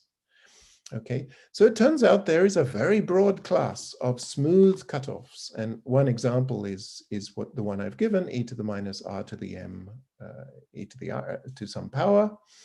Now we do the integral, and we find the at large. Oh, sorry, this integral. Yes, that's right. This integral goes to infinity now, but it's cut off by this cutoff function I introduced. As we take the limit of large capital R, now everything is beautiful. The sub-leading terms will go to 0 as capital R goes to infinity. So there is a class of smooth cutoffs, a very large class, which will leave you with a nice answer. And physically, that's what we want to allow to happen. We want to allow the natural cancellation of these interfering paths. So, but cutoffs are ugly, and physics doesn't depend on the cutoff. So the question we would like to ask is, can you get the result for an infinite smooth cutoff, allowing all the nice interference cancellations to happen without introducing a cutoff at all? And yes, there's a beautiful mathematics which does that for you. It's complex analysis and the Cauchy theorem. So imagine I'm doing an integral of e to the I x to the 4th along the real x axis. Well, this oscillates wildly as I get to large x. But now imagine that it's really cut off by some smooth function, and that smooth function is entire, okay? Meaning it has no singularities in the complex plane except at infinity. So what I can do is deform the contour away from the original real axis. And now my factor e to the ix4 is nicely convergent on the yellow contour here. And then what will happen is the little extra pieces of the contour, the green pieces, will vanish in the limit of large cutoff. And furthermore, that cutoff function itself will contribute, will not contribute to the integral along the yellow curve. So basically, by deforming this smoothly cut off integral, you obtain an answer which is now absolutely convergent. And Cauchy's theorem tells you your original integral is exactly equal to the new integral. And So you've managed to, more or less by sleight of hand, transform your original well-defined but ugly integral into a very beautiful integral, which doesn't even mention the cutoff and is absolutely convergent. So by the way, there's a general method to do this, invented by Picard and Lefschetz. It's a way of performing highly oscillatory integrals exactly via steepest descent in arbitrary finite dimensions. So most physicists are used to this method as an approximation method, but in fact it's exact because it rests on Cauchy theorem, which works in any finite dimension. In our work, so there's a very beautiful theorem that Picard and Lefschetz proved, which is that there's a way to tell whether any particular saddle point in the complex plane is relevant or irrelevant to the original integral you defined along the real axis. And so that's a very powerful result. And actually, we used that result to disprove Hartle and Hawking's proposal for using the path integral and Vilenkin's proposal for using the path integral for gravity to define an initial condition for the universe. Now, our approach is a little bit different than Picard and Lefschetz. They said, first, if I'm to sort of cartoon picture of what they did, they said, first find all the saddle points everywhere in the complex plane. And then for each saddle point, they tell you how to understand if it is or isn't relevant to the integral.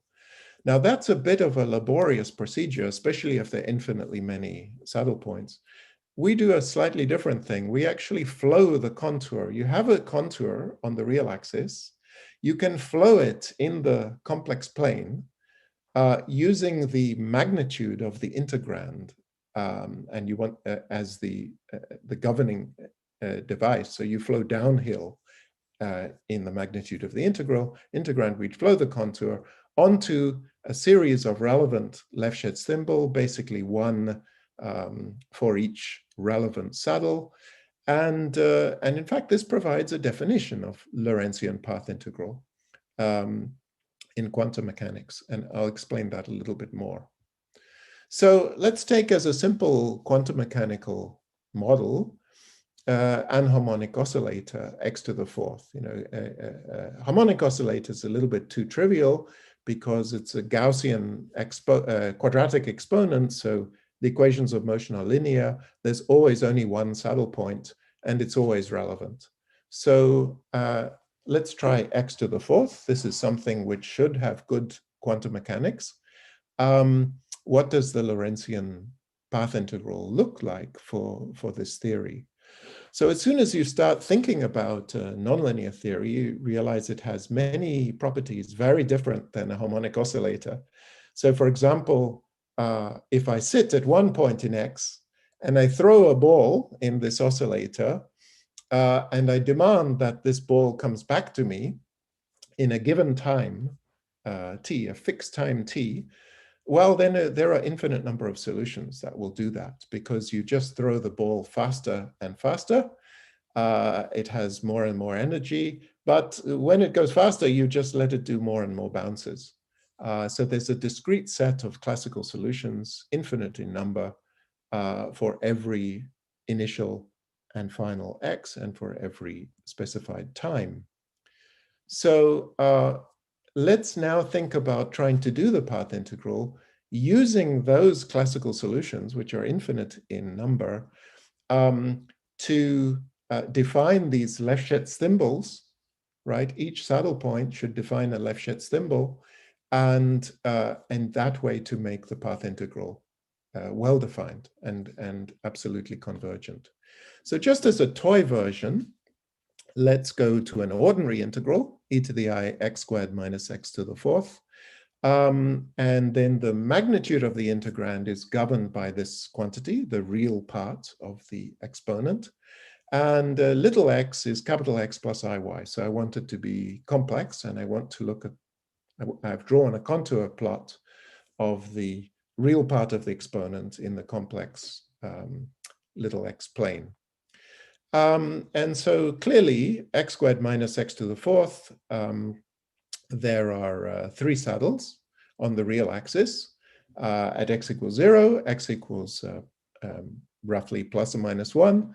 And now we have our original integral, which runs along the real x-axis. So we flow the contour, and clearly it will fall off the real axis to flow downhill here. But you notice in this region, of course, the contour will fall off and flow to infinity here, likewise there, and so on. So our original integral now equals the sum of 3 integrals, each one of which is absolutely convergent. And this general idea will work in all the examples I'll talk about. Now you'll notice immediately, what if there was a saddle over here? Of course, it's irrelevant. If these 3, if I can deform the original contour into these 3 thimbles, then they are the only relevant ones, and I can ignore any other saddle. I can define the path integral using these saddles. So again, for simplicity, let's just take this theory, but impose a further condition that the particle starts and ends at 0, just to make the pictures a bit simpler. So there are an infinite number of classical solutions starting and ending at 0, x equals 0 in a given time t. I'll call these solutions xn of t, these classical solutions. And you can think of these more or less like Fourier modes, right? Because there's a constant one, and then there's one that has 1 oscillation, 2 oscillations, 3 oscillations. And roughly speaking, they look like Fourier modes, but they're a nonlinear version of Fourier modes. And I can express my original variable as a combination of this infinite number of classical solutions, and consider these coefficients here, as which you can think of as being Fourier coefficients, as the coordinates on configuration space. And so if I plot these, let's say, n coordinates, I'm going to have the following structure of saddle points. On every axis, I will have plus or minus 1, and then I have 1 saddle at 0. There are 2n plus 1 saddles in n dimensions. Nice thing about this picture is you can see that the sum over saddles, relevant saddles, although it's infinite, it's an infinite sum, it regularizes the theory in a very intrinsic way. So I'm not using Fourier modes, which are not appropriate for a nonlinear system, but I'm using the system itself to define a discrete quantity, and then I can define the path integral as the sum over all Lefschetz thimbles. It's an infinite sum, but to regularize, I would restrict that to a finite number and eventually take the limit as that number goes to infinity.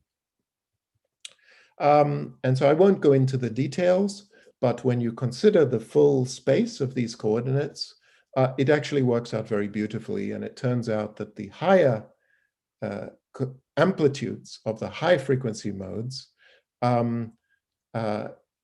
you can integrate them out. There's 1 saddle only, which contributes. I integrate out the highest saddle, the saddle for the highest mode, and then I do the next one and the next one and the next one, and so on down to 0. And so this gives you a completely well-defined formula for the path integral, which never used imaginary time. Now, we want to do other things with quantum geometry dynamics. We want to understand what space-time is. How does it emerge? And actually, Wheeler's picture tells you exactly how it emerges. Wheeler says sum over all spacetimes, and classical spacetime will be the one where all the interference cancels. But to do that, we've got to look inside the path integral. And in fact, this is something we're instructed not to do in quantum field theory. Everybody tells you, focus on the S matrix. Don't ask what happened in a particle, interesting region, because you will never understand it. So, but to see how space-time emerge, this is exactly what you have to do. You have to look inside the integral. Now, people in quantum foundations, Yakir Aharonov in particular, have developed a theory of weak measurement, which is a very clever idea. And essentially it tells you that, yes, you can tell which slit the particle went through in the double slit experiment. Now, you can tell something about which slit it went through, and you tell that in a very clever way. You couple your quantum system to another system, which very weakly, and then you only make observations on the weakly coupled system. Okay, it's a bit like in the universe. We've got a huge universe. We are making observations of it, but they're very weak. We're not affecting the Hubble constant, I don't think. But we're observing, we observe ourselves to some extent anyway. So you couple your quantum system to a weak measuring device. And then, of course, to make predictions, because you will have large uncertainties in the outcome, to make predictions, you repeat the experiment an arbitrary number of times. And then you can actually make very strong statistical predictions of these weak measurements. So just to repeat, the measuring device couples very weakly to the original system. The measuring device is prepared before every measurement in a precise state, and it's measured as a strong measurement of the measuring device after the interaction.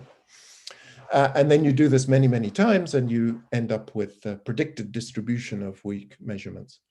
So how would we tell where is a quantum particle inside this path integral?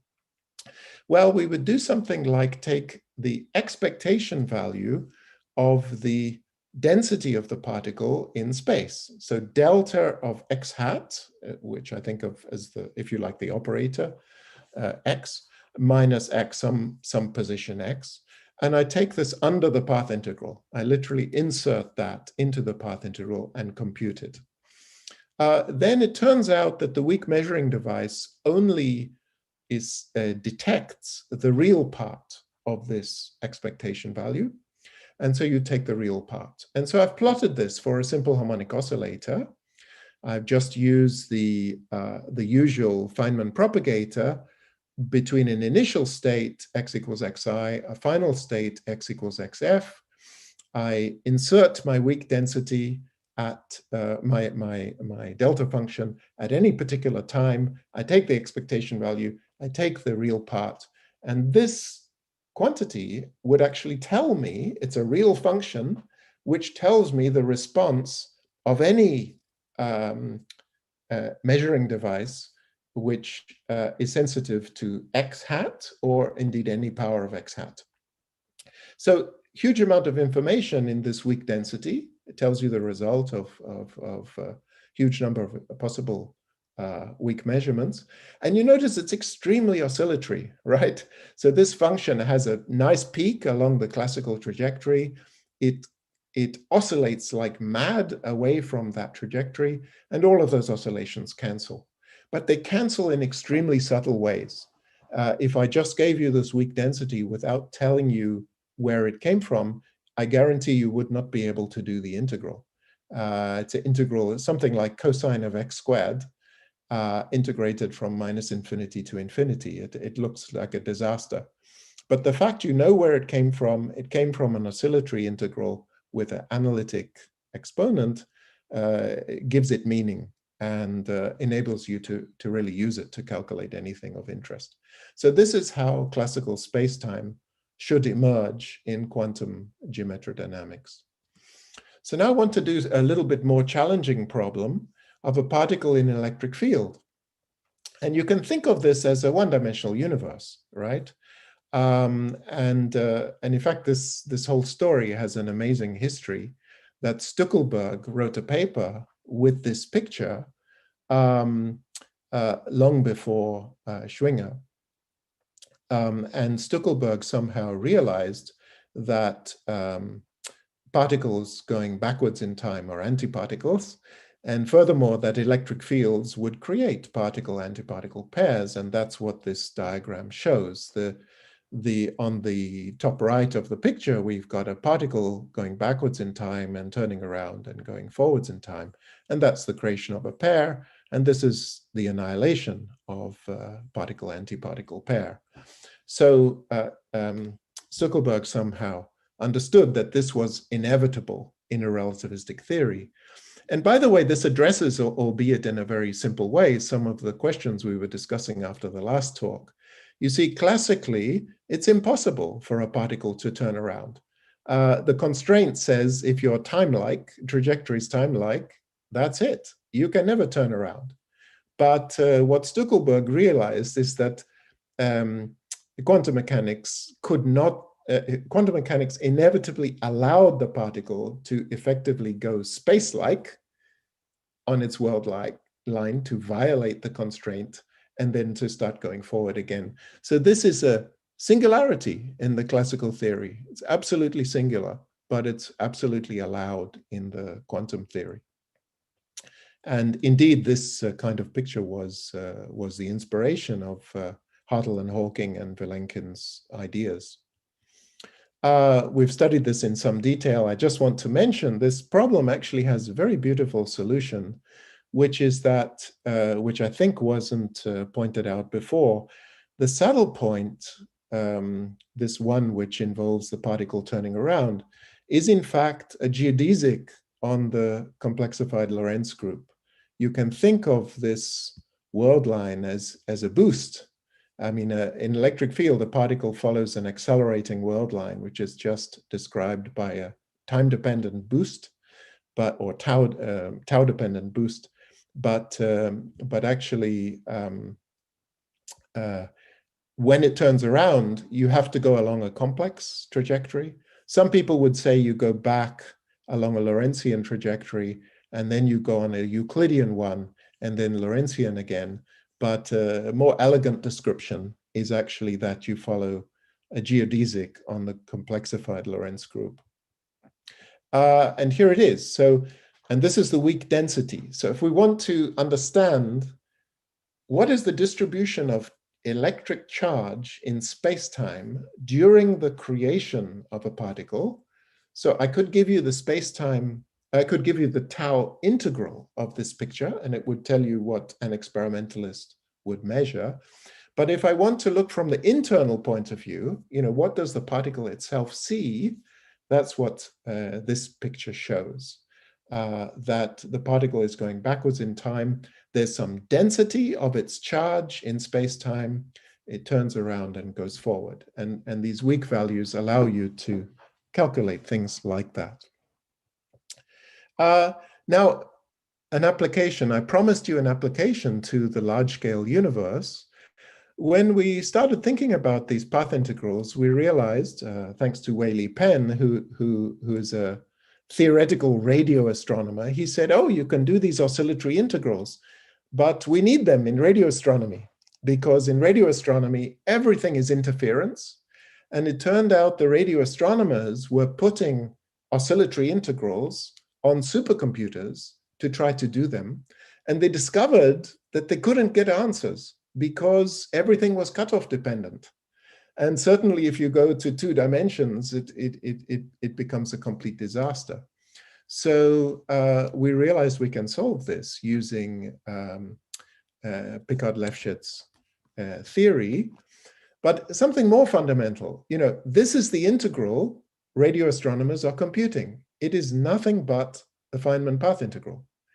Because you can think of a radio wave or a coherent burst of radio waves. What is it? You can think of it in terms of particles. It's a set of quantum particles which have correlated amplitudes. And each one has a phase in its wave function. And the coherent state of all these particles just is the combination. It can equally be described using a single particle picture. And so directly from the Feynman path integral from a massless particle going through a plasma with refractive index n, you can directly derive from that path integral the following ordinary integral in the simple case where the plasma is just a sheet. Okay, so n is the density of the plasma on a, for example, two-dimensional sheet. This should be x perp here as well. In the path integral, you find that the everything is trivial outside the sheet, obviously, and so the trajectories which dominate are straight lines, and then you have to integrate over the intersection point on the sheet.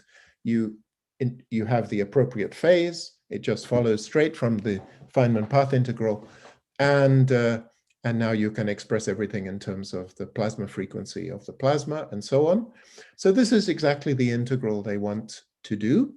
By the way, the h bars cancel for a trivial reason, which is that you work at some fixed energy of the photon in the particle picture, but the energy is proportional to h bar, and so the 1 over h bar cancels that, and you end up with the classical frequency. So here's an example of one of these integrals you get.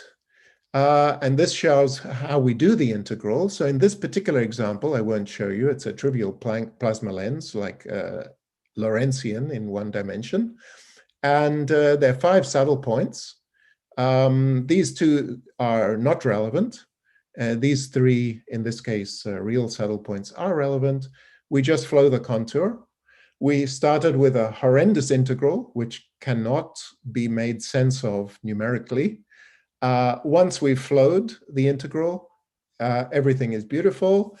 Each one of these thimbles is absolutely convergent. Each one comes with its own phase, and the resulting sum of 3 convergent integral produces exactly the right interference phase in the interference pattern. So a particularly nice example is gravitational lensing. This is a big thing now because microlensing by planets and stars in the center of our galaxy is now routinely observed. So there are thousands of these events have been seen. They're now being observed with radio frequencies by pulsars, from bursts of pulsars and fast radio bursts. One actually could look for the interference patterns, not just the geometric optics picture, but the interference pattern, and these would have vastly more information. So in particular, if you could detect the interference pattern associated with gravitational microlensing, you would directly read off the masses of the lensing objects. So this problem was lying around in the literature. People had solved it for 1 point lens. You could do the integral exactly, but nobody could do more than 1 point lens. But using these techniques, we have been able to do essentially any number of point lenses. Here are the pictures. Here's a binary. And by the way, most stars in our galaxy are in binary. So this is a generic lensing event, not to mention planets. There are lots of planets too. In geometric optics, this is what you would see, the intensity of light. So this is in the infinite frequency limit. It has these caustics, beautiful caustics, and this is what's now been seen thousands of times by stars and planets in our galaxy. In fact, this is now the best way for finding planets through the caustics generated in the optics optical images. When you go to wave optics, it's much richer. You get, because essentially the ratio of the wavelength of the radio waves to the Schwarzschild radius of the lens, that ratio governs the how important the interference is and the scale of the diffraction fringes. So this, whereas you see this in geometric optics, here you're seeing something in which the pattern directly tells you the Schwarzschild radius of the lens. And here is what happens at multiple redshifts. So that's a more intricate integral, which my student was able to do and was completely beyond reach until recently. What we want to do with this is solve the inverse problem. Given a radio interference pattern, and this is what they measure all the time, they measure patterns like this. Given a pattern, what was the lens? So people have kind of solved the inverse problem for ray optics. That's more or less routinely used. Nobody has yet solved the inverse problem in wave optics and interference, and we may be able to do that in the next few years. So I want to end by talking about cosmology and to come back to, the big questions Valerie was addressing. What happened at the beginning of the universe? And just to mention this solution to the dark matter problem. So there's a huge amount at stake here, obviously. To put it strongly, if one solved the problem of the Big Bang, it would have implications for everything. And that is dramatically illustrated by the solution of the dark matter problem, which I mentioned, and I'll describe a little more. So what inspired Latham Boyle and I to, oh, sorry, this slide has just got a bit messed up. Try and, I hope you can read it. I've got it a bit disorganized. So this is Latham Boyle and Kieran Finn. The thing we noticed is that the standard hot Big Bang radiation-dominated early universe actually has a remarkably simple metric. Namely, it's just the Minkowski metric times t squared. And that obviously has a symmetry under t goes to minus t.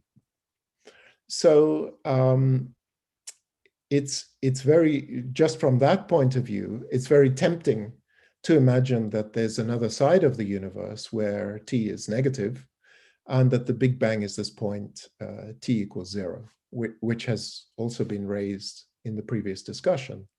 Now, of course, what happens is that t equals 0 is strong coupling, meaning that if you do perturbation theory for h mu nu, you will find it, the linear perturbations will diverge there. However, let's continue boldly but simply. And I have always thought that it may be possible to do something a little bit like the Schwinger problem, where the trajectory which you use is not real, it's complex, and maybe it's possible to analytically continue in the complex t plane around this singularity at t equals 0. If you could do that, then the solution is absolutely unique because you're using the Einstein equations everywhere. And, so it's very tempting to imagine that might be possible. And by the way, I should mention a recent seminar given by Maxim Kontsevich describing some work with Graham Siegel. And they were addressing similar questions, but from a much more mathematical point of view, saying, but essentially about the Wick rotation as well.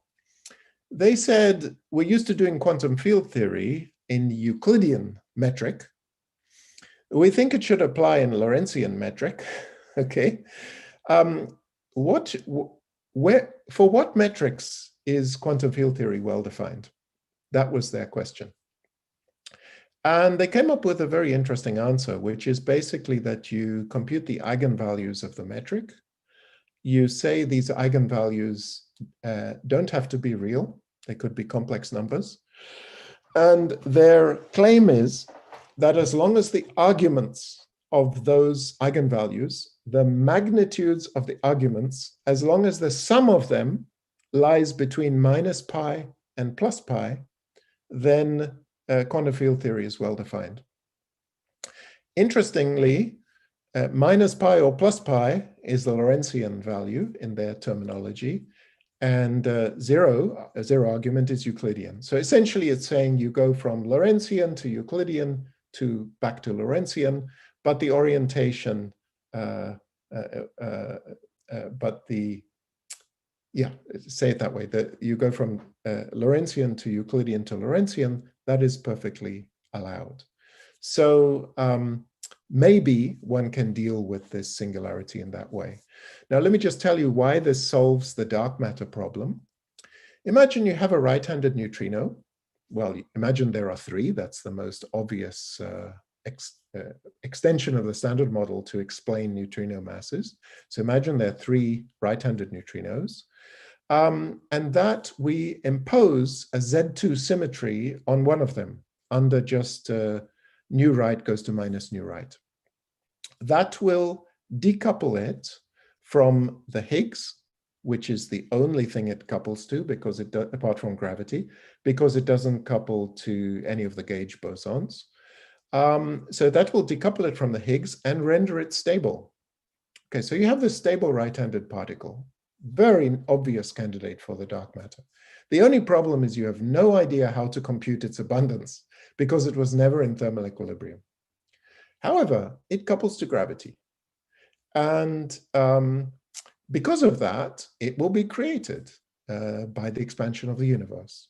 And so it turns out that if you impose CPT symmetry on this picture, then the equation of motion of the right-handed neutrino is completely regular at t equals 0. The solution is unambiguous. And you can compute how many are produced as a function of their mass. If you set that equal to the dark matter, the mass is determined to be 4.8 times 10 to the 8 GeV. So it's a very, very constrained and predictive theory of dark matter, which exactly predicts the mass of the right-handed neutrino. And in the scenario, one of the left-handed neutrinos must be massless. And essentially it's because of this, the fact that you removed one of the possible Higgs couplings, the determinant of the light neutrino mass matrix must be 0. And so one of them must be massless. The exciting thing there is that in the next 10 years, we will have very tight constraints on the masses of the, on the absolute masses of the known neutrinos. And we might be able to say to high precision that indeed the lightest one is massless within a decade or so. I think sorry to interrupt. There was a question yes. from Gia, because he will have to leave soon and he would like to ask his question. Can he interrupt now? Of course, I'm finished actually. Ah, okay. So good timing, but I just allow me to do one thing. Yeah, I was going to say we can extend this to cosmology and black holes. Our job, it's a hard job, like Valerie's job is a hard job, but our job is to do the integrals. Let me just congratulate Valerie and wish him well. So I'm done. Oh, sorry, I didn't want to stop you. Just no, that's perfect. Thank you very much. Thank you. Thank you. So, should I ask? Okay. Hi, Neil. Hi. Thanks for the talk. Yeah. So, no, I just had a simple question. So how should I think about this picture so our universe is in superposition with the CPT conjugated one? Or what does it mean? I mean, in other words, what's the physical meaning of this? That's the way I should think about it? No, it's a great question. I think I don't think we have a simple answer. I mean, I can tell you what we do. What the interpretation, what the meaning is not yet clear. What we do is something very naive and in a sense obvious. We take this metric, G mu nu is T squared eta mu nu. We actually go to a frame in which that time dependence is in the mass of the neutrino. So now that right-handed neutrino mass has a time dependent, the mass is time dependent. And then we simply choose some initial vacuum state, and we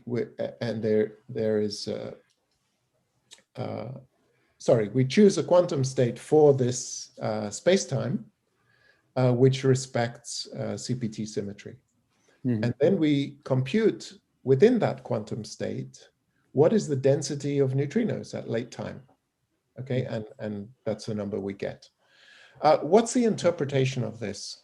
You know, I think for sure it is not, you know, we're using CPT symmetry to predict the quantum state of the universe, which is, of course, absolutely correlated between the left and the right-handed parts of this picture. So these are not independent universes in any sense.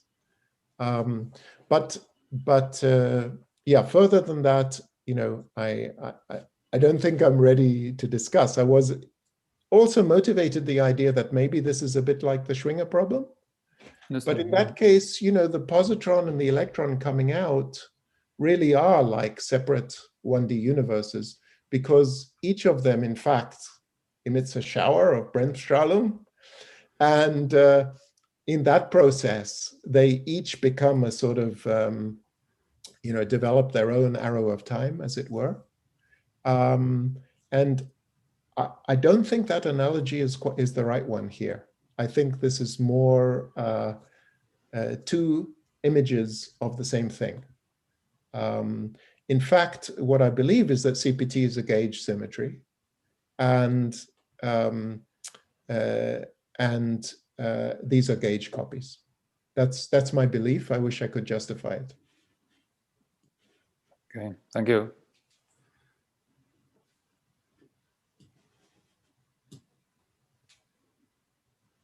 I see Misha has a question. Yeah, hi Neil. Thank you for the talk. Hi, thank you. Question. So in this picture of CPT symmetric universe, you have an explanation of structure formation, of flatness of the universe, all the things which are usually associated with inflation, which people associate with inflation. Yes, I would say not yet. But actually I had this slide which I didn't show. So let me show you this. This was a picture actually called the null boundary proposal. It in a way relates to Valerie's talk too, because it's asking, you know, can we have a non-singular picture of the Big Bang? And yeah, one can imagine a setup in which a Higgs field, probably not the Higgs field, but a Higgs field, would be 0 along the null hypersurface. So that's the blue one I've labeled H equals 0. That null hypersurface in de Sitter space-time, of course, is completely non-singular. And so there's no singularity there. So now if that field falls off the hill, and the simplest idea would be that it falls off the hill in opposite directions on the two sides, in the two, as it were, directions of time going away from that surface. Then as it falls off the hill, it will heat the universe and create a hot radiation, hot Big Bang. Now, to what extent did we, you know, put in this flatness? I think that's still in the eye of the beholder. You know, the philosophy is quite different than the philosophy behind inflation. The philosophy behind inflation is you give me any wild universe and inflation will smooth it out. Whereas here we're thinking much more, you know, is there a symmetry principle? And perhaps that symmetry principle governs the Big Bang. And perhaps that symmetry principle even requires flatness. Now I've mentioned about density variations. And as Valerie said, many people take it as conclusive that there are large-scale density variations had to be created acausally, apparently had to be created acausally, etc. That's certainly a very strong argument. Many people would also conclude have concluded that standard physics will never give you the density variations, right? We've got to add things like rolling fields and new light degrees of freedom and so on and so forth. I don't think those arguments are conclusive. Why? And it's unfortunately a very formal answer, but because I don't believe we understand the trace anomaly well enough in the standard model. And the trace anomaly is an extremely fundamental thing. It's due to violation of scale symmetry. How does it couple to gravity? What does it do? If we just are extremely naive and we look at the CMB, what do we see? Scale invariance. To very good approximation, we see scale invariance. As long as we don't fully understand what scale invariance means in standard model physics, I would say the most natural explanation is that it's related to what we see in the sky. And I can say more concrete things. I mean, more concretely, but you would be rightly skeptical of it. When people try to understand the trace anomaly in terms of effective degrees of freedom, I'm thinking of papers by people like Motola and other people. What they find is you need degrees of freedom which, for example, have 4 derivatives in the Lagrangian. So Lagrangian like box phi squared, not grad phi squared. As soon as you've got a Lagrangian like box phi squared, scale invariance is immediate because because the phi field there is dimensionless, and so its quantum fluctuations are scale invariant. Unlike a normal scalar field that has dimensions of mass, its quantum fluctuations have the wrong spectrum to explain what we see. So, maybe, and then one particularly intriguing idea, which I cannot make work yet, is that, as I mentioned, this scenario predicts a massless neutrino. Well, then immediately you've got a weakly coupled, long-range degree of freedom. And perhaps that's what you need to create an effective long wavelength degree of freedom, which will have a scale invariant spectrum. So these are very loose arguments. I haven't been able to make them work, but I find them very tantalizing. If they work, it would be amazing, because then you could calculate the amplitude of the density perturbations from the standard model. That would be a very nice thing to do. Then Neil, just a remark, the neutrino which you have is not in fact massless. Okay, correct. Correct. So there are no new massless long-range stuff. It's true there are. If you have 2 right-handed neutrinos, then all our neutrinos are massive. They are, the mass is very tiny. I agree with you. The mass is very tiny. Extremely tiny. This is also a very interesting question. I mean, I think you pointed out to us, there's a paper that computes the quantum corrections, and they're very tiny. I'm not sure we've got to the end of that story, because precisely how you implement the Z2 symmetry, remains to be seen. Are there additional gauge degrees of freedom, et cetera, et cetera? At the moment, the way we implement it is rather brute force, right? Tree level. And so it may be, you're completely right, but it may be there is a way to implement this which really leaves it massless. Okay, thank you. Thanks. Thank you. Are there other questions? Can I continue the question?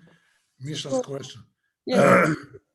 How do you avoid the argument based on causality in this picture?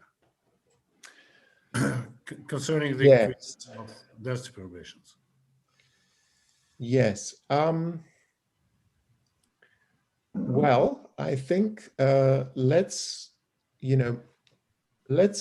maybe if I go back to the Schwinger problem, tell me the role of causality in this problem. When I create a particle-antiparticle pair, are you saying that this electron is causally connected to this one?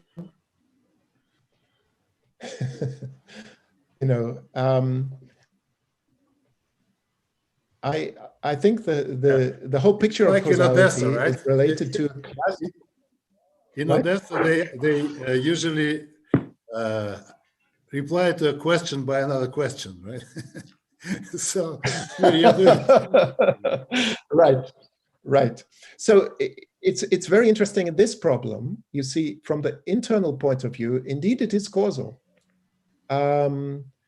because this time the lambda parameter is monotonic along this curve, right? And there's no question that there's causality from here to there. But in the outside picture, it's clearly violating causality. So yeah, I don't have an answer. What I think is it's very intriguing to try to answer these questions. I don't have a clear answer. I was asking a simple question. I was asking about the generation of density perturbations. Right. So, let's take the extended picture. If I use some symmetry principle to specify the quantum state of the fields, is that causal? It's a global choice.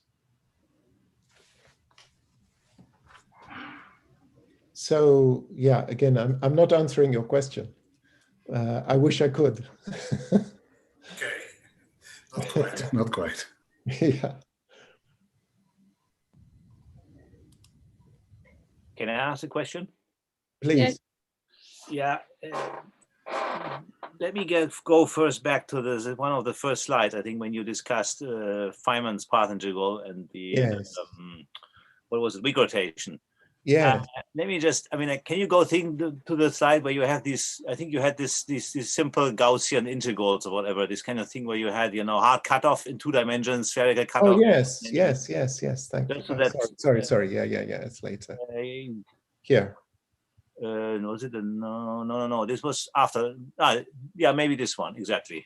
Yes. So the first 2 lines, okay, I see that there is a difference, but, if you were to weak rotate, what you said is one shouldn't do, right? Then in the second line, the e to the IR squared becomes an e to the minus r squared, which for r to infinity goes to 0, and then you get minus pi over I, which is I pi, which is agreeing with the first line. So if you would actually weak rotate, your different 2 cutoffs would it becomes, if you want, cutoff independent. You get You're quite same right. result. Yes. So what I'm saying is, it's just an example, but calling the weak rotation prescription, a mistake, I don't know, it's a bit of a tall order. We have like 50 years of quantum field theory results that do describe nature quite well. There's the kaon, anti-kaon system that even contains interference and has been computed with standard techniques. So I don't think that, this prescription is incapable to describe interference in quantum field theory. So let me say the following. I can easily give you examples where the weak rotation does not work. The answer for an interference integral along the real axis is only rarely given by rotating the contour to the imaginary axis. Now, I agree it works in standard quantum field theory and QCD because the Hamiltonian is positive. That's essential. Okay. Yeah. What got me into this game was the fact that it fails so badly in gravity. So Euclidean gravity does not have a well-defined, does not have a positive Euclidean action, right? Well, it's this written paper from 2010, basically, right? That did it. No, this is going back to the 1970s. Mm-hmm. No, Euclidean path integral for gravity doesn't make any sense. And so the question so when I first started thinking about this, I was in Cambridge with Stephen Hawking, who of course believed in it, but his closest collaborator, one of them, Gary Gibbons, if you close the door and ask him, does this make any sense? he will tell you quite honestly that it makes no sense at all. So I became very nervous about that. The surprise for me was that the Lorentzian path, and if you read our papers disproving the Hartle-Hawking proposal, the surprise is that when you do the Lorentzian path integral for gravity, including the cosmological scale factor and gravitational waves and so on, it makes perfect sense. There's nothing wrong with the Lorentzian path integral for gravity, but the Euclidean one, as we explain in our papers, really doesn't make any sense. So, for example, take a simple case of a cosmology. Let's say I've got 3 universe, like a sphere, evolving into a final 3 universe. And now I compute the Einstein action, and it's something very trivial. It's integral dt minus a dot squared a. There's some very straightforward action. There's a lapse that appears in there. The coefficient of the minus dt squared is n squared. The n appears in the action. The Euclidean prescription is to rotate n to the imaginary axis. So just write this integral down, and you'll discover it's a divergent integral. It's infinity. It doesn't mean anything. And there's no cure. If you do it in a cosmological constant, which is the simplest case, so Einstein plus lambda, you will find that the exponent has 1 over n, which diverges at small n, and linear in n at large n. And the sign of Einstein gravity and the lambda is such that those 2 signs are opposite, meaning there's no way to make sense of this integral. You can take it up the positive imaginary axis, and one of those terms is bad. You can take it down the negative, and the other one is bad. But if you take it on the Lorentzian, on the real axis for n, it's a completely well-defined integral. Okay, so that, in fact, Einstein gravity with the lambda and cosmology is the simplest case that shows you Lorentzian path integral, at least passes this test, but Euclidean one doesn't. So it's not even the conformal factor problem, which is what's usually referred to. It's something much more elementary. It's the integral over the lapse. Okay. So yeah, so I would say, in fact, what happened when we submitted our paper on radio astronomy, because it's using different fields, it went to some people who published in condensed matter. So in condensed matter, there's a famous sign problem in Euclidean, in lattice simulations, right? Certain theories don't have a good Euclidean action. And so they have what they call a sign problem, meaning that it's not a Boltzmann weight. You have to do something more difficult than a Boltzmann weight. It may have a prefactor, which has a sign. It may have a complex Euclidean action. So that's called a sign problem. And people in condensed matter have also started to use these Picard-Lefschetz techniques to make sense of theories which don't have a good Euclidean formulation. And yeah, what we discovered is that the people, they're doing a much harder problem. They're doing a many-body problem. And they made various guesses and so on, and we checked their guesses and found them not to be correct. So we had a very interesting debate with the people in condensed matter about how you use these Picard-Lefschetz methods to solve theories with sign problems. But from this more naive point of view, which is absolutely correct, quantum mechanics has a sign problem, okay? Quantum mechanics in real time is not a statistical sum. It's a sum of phases. And that has to be defined properly as it is. And the Wick rotation, as I said, spoils your ability to impose an initial and a final state. And therefore you cannot discuss dynamics except by analytic continuation from Euclidean time. And in many situations, that's hopeless. So indeed, even people who do lattice gauge theory are interested in real-time response functions, And analytic continuation is usually hopeless from numerical results. So even they are interested in these questions. Okay, but then I mean, I understand that going back to the situation of cosmology in particular, that gravity is different there. I understand that the Euclidean path integral, the purely Euclidean path integral is not as well defined. I mean, normal QFT is different there because it's, you know, That's right. That's right. That's right. There's a positive Hamiltonian and positive semi-definite. No, so that's maybe, why. No, if it's let me just pose you a challenge. You calculate these interference patterns using a Wick rotation. I will give you a wonderful bottle of wine.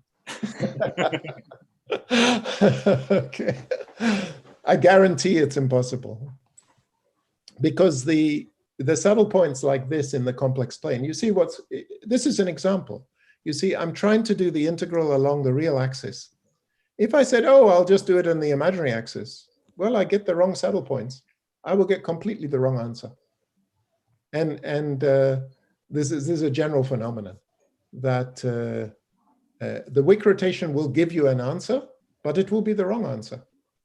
It's not what you wanted.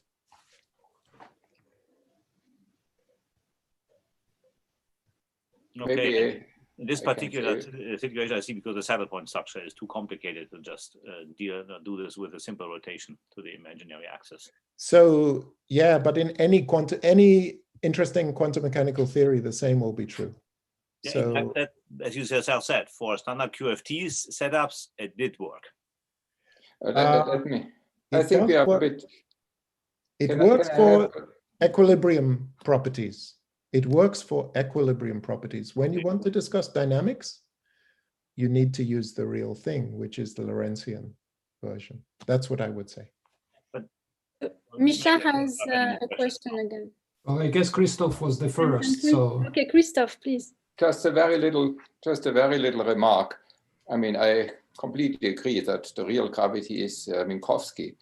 But the problem with Euclidean gravity that the functional integral is not well defined. That's a pure artifact of Einstein gravity. I mean, you add higher order terms, it's very easy to make it well defined. Flat space is a saddle point because, of course, you can always lower the curvature, or you can go with a curvature in both sides. But to have a well-defined Euclidean functional integral is not a problem. But the world is still Minkowski. The real world is Minkowski, and I'm not saying that you can do everything by analytic continuation. But you know, you're saying that there is no Euclidean functional integral. That's just not right. So let me just be a bit more concrete about it. You know, you can define some functional integral, but what really matters is whether it means anything. My point of view has been to say, let's take some path integral for gravity, and I would like to be able to work this out for a cosmology and to see if it makes sense. So, for example, take a saddle point solution to the homogeneous mode and deal with the inhomogeneous modes in perturbation theory, right? And to see if you get any sort of reasonable answer. Because as you know, when people just throw gravity on a Euclidean lattice, what you get is just noise, right? It's wild, spiky metrics that have nothing to do with anything. So I would like to see if there is a theory, which is quantum, and roughly speaking, looks like the universe. It's a smooth space-time with gravitational waves and so on. And, you know, I doubt that what you are saying will provide such a theory. At least I haven't seen it. So in our investigations, we used cosmological perturbation theory around classical saddle points, even complex ones. And we got very sensible answers to all questions. So I would say the Lorentz is no indication of any pathology in the Lorentzian path integral for Einstein gravity. But when I look at the Euclidean one, I really don't know what to do. For cosmology, it's just infinite. Even before I think about the conformal factor problem, the integral of the lapse is ill-defined. So, yeah, I'm not sure this higher dimensional, probably you could cure the integral over the lapse with a higher derivative term, but then I would worry that term is going to, but isn't that term going to mess everything up? I mean, it's obviously easy to write a diffeomorphism invariant integral that is well defined. The question is that flat space, and we all want cosmologies to approach flat space, at least in the late universe, that flat space will not correspond to a minimum of such an integral. But of course, you have to go from the microscopic integral to macroscopic physics. It's a quantum problem, and nobody knows really what happens. I'm just stating. Yes. The problem is not really on the level of the existence or not of a functional integral. This is independent of the lattice formulations that are very spiky and where people try to do better. But just in continuum, you can definitely write down a well-defined Euclidean action and a functional integral that is in principle well-defined. That's, I think, the problem is somewhere else. And I would also not say that you can get everything from Euclidean, because you have to find why we live on such a metastable state. Actually, it's not unstable. You see here, you have the positive energy theorem, but it's not the minimum of the Euclidean action.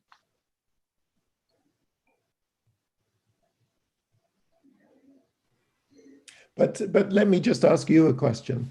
If I write down this Euclidean path integral for gravity, what do you want to do with it? I want to describe the evolution of the universe, but do you really think that is the way to go? To start from a Euclidean where you don't have any clear notion of time, right? Time is the same as space in the Euclidean theory. And what are you going to do with it? Even if you could, no one knows how to. Well, you use functional renormalization, you compute the effective action, you do analytic continuation, and things may work. Okay. There's nothing speaking against it. Okay. No, Neil, but I would say that this depends on the question you are asking. So even let's forget about gravity. Let's talk quantum field theory. If you are interested in decay of metastable vacuum, okay, you can do that through Minkowski path integral, but this is nightmare. Okay, if you do it in Euclidean way, it's a piece of cake. Okay, so there are problems which can be dealt with in one way. There are problems which can be dealt with another way, and maybe in quantum cosmology there are other questions, not only those which you are considering. Maybe there are some tunneling phenomena and stuff like that, where other formulations may be more technically helpful. So I'll give you one example. I agree with you, it's a piece of cake to calculate the decay rate of false vacuum, for example, right? But if you want to ask something a little bit more challenging, like when this quantum particle is tunneling, what does it look like, right? What would a weak measurement show? That's a very interesting question, and actually will be accessible to experiment, because you can really put particles in traps and you can wait for them to, or excite them and watch them tunnel. And so it's an interesting question to say, what does it do in real time? Yeah, sure. I don't think people know how to answer that question in the Euclidean formulation. Maybe formally in some way, but concretely, the way, brute force way is to solve a Schrödinger equation, but one would like a more analytical way. And as I said, that kind of question to me relates to the emergence of space-time itself. The emergence of space-time, Lorentzian classical space-time, will only emerge through interference effects. And if we can understand how to handle them well, maybe we'll understand better how classical space-time, what it means. I agree that the real world is Minkowski, but you didn't give any strong argument why our successful analytic continuation should not work.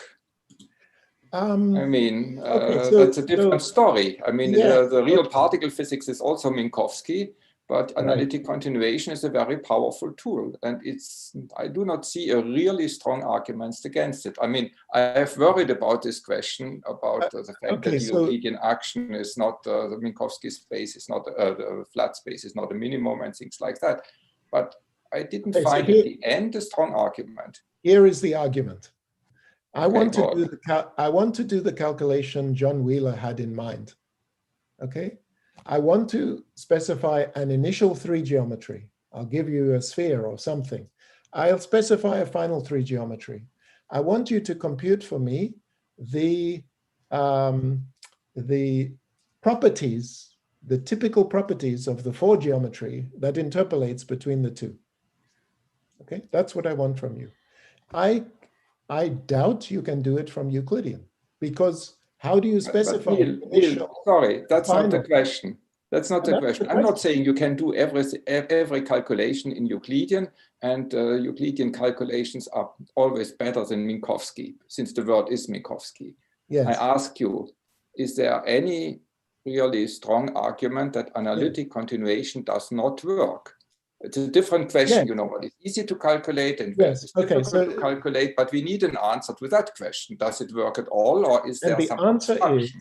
The answer is you don't have the freedom to define the initial and the final state in the Euclidean formulation. That's the answer. I do in the Lorentzian formulation. I can tell you this is the initial 3 geometry, that's the final 3 geometry, and I can compute the quantum amplitude. I don't see how to do that in the Euclidean theory. I'm not sure that you're right. I mean, I just think about lattice gauge theories. They have learned how to implement initial conditions, actually. You know, they have these Schrödinger functionals and these type of things. There is, in principle, not, you know, it may not be easy, but there's a question, is it mathematically inconsistent? Is there an obstruction or not? Because if there's no obstruction, then for certain questions, you may very well use Euclidean approaches. Yes. And for other approaches, you are much better off if you start immediately from the Minkowski. So maybe let me say it in a different way. When you do the Euclidean theory, I mean, part of the charm of it is you don't really have to specify the vacuum, right? It's automatic. You just do a Euclidean path integral, and there's no freedom in the vacuum in quantum field theory. The Euclidean path integral selects the vacuum, right? But that may not be the relevant. Just think about ultra-cold atom gases. Of course, the true vacuum is some solid. Right. So nobody cares about it. Right. No, that's true. But I'm saying, yeah, so let me mention the following. I'll just convey to you an argument Witten gave me against the Lorentzian path integral. Okay, it was very interesting because it came from Witten. And he had concluded the Lorentzian one is not useful. And this is the argument he gave. He said the problem with the Lorentzian path integral is that, just do a Gaussian one, right, for a field. It has an operator, so it's phi operator phi, but that operator has 0 modes. So if I integrate over all fields, that's a meaningless integral because the operator has 0 modes. Now, whereas when I go to the Euclidean one, because the Euclidean action is positive, semi-definite, and has no 0 modes, you know, the integral can be well defined. Now, the problem with his argument is that in the Lorentzian theory, you specify the initial conditions and the final conditions, and these remove the 0 modes. Okay, so the beauty of the Euclidean theory is you can just define it without thinking about initial and final, but that's also the flaw, which is that it's very hard to put them in. And you can, come on, you can have initial and final conditions in a Euclidean formulation. I mean, you know, just think about. But they are in Euclidean. Just think about, let's say, the Higgs mechanism. You would compute Euclidean. They're in Euclidean time. You're specifying them in Euclidean time. That's not real time. It's not. But you can translate. You can translate. I mean, I completely agree. The real world is Minkowski. Right. But, you know, let's say for the Higgs mechanism, of course, I would compute the expectation value in Euclidean. But if I want to have the decay of a particle and the cuts in propagators and things like that, I would go to Minkowski, and we have this powerful possibility of continuation. And I really do not see why this should go wrong here. I still didn't get an argument from you. Right. Maybe all I can say is I would like an approximation scheme which employs the physics that happens in nature, right? So, which is the cancellation of phases. And the Euclidean one, it's very clever, but it's based on statistical physics. It's, you know, this is just a gut feeling that it's using the wrong physics. But in QCD, we have the same cancellation of phases. No, but when we do it very well in Euclidean. No, but that's because it's very good for calculating equilibrium properties, masses, spectra. It's perfect for that. Sure. But if you want dynamical properties, you've got to specify initial and final states and amplitudes and so on. So yeah, that's. I would like to make this more precise. Yeah, thank you for pressing me. I will try.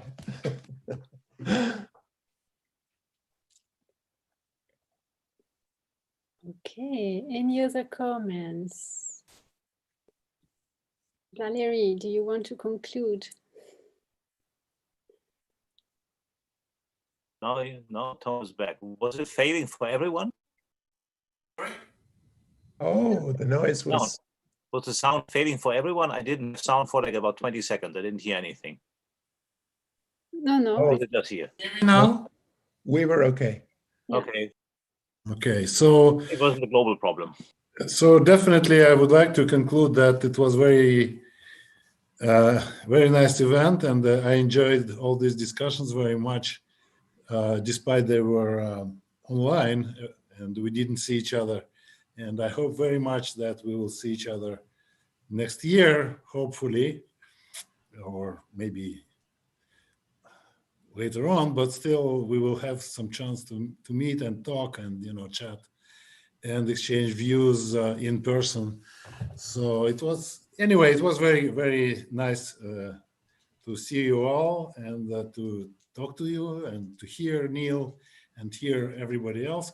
So thank you very much. And Geraldine, I personally thank you because it was a very, very good job.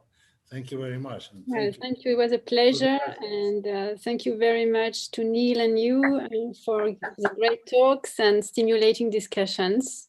I think we hit it. Yeah, we had like 150 participants earlier. Okay, now it's getting late. So people have some appointments somewhere else. That's why, you know, they had to leave. Yeah, I was amazed that there were even people from the other part of Atlantic, and that was probably pretty early for them, right? Yes, and we had from Japan as well, which was pretty late for him also. Exactly, yes. Exactly. Okay. 7:30 for me. Okay. Thank you, Sean. Thank you. So you are now 10:30, right? Yes, at 10:30. Yeah. Okay, so it was really quite. Thank you for joining us. Yeah, thank you.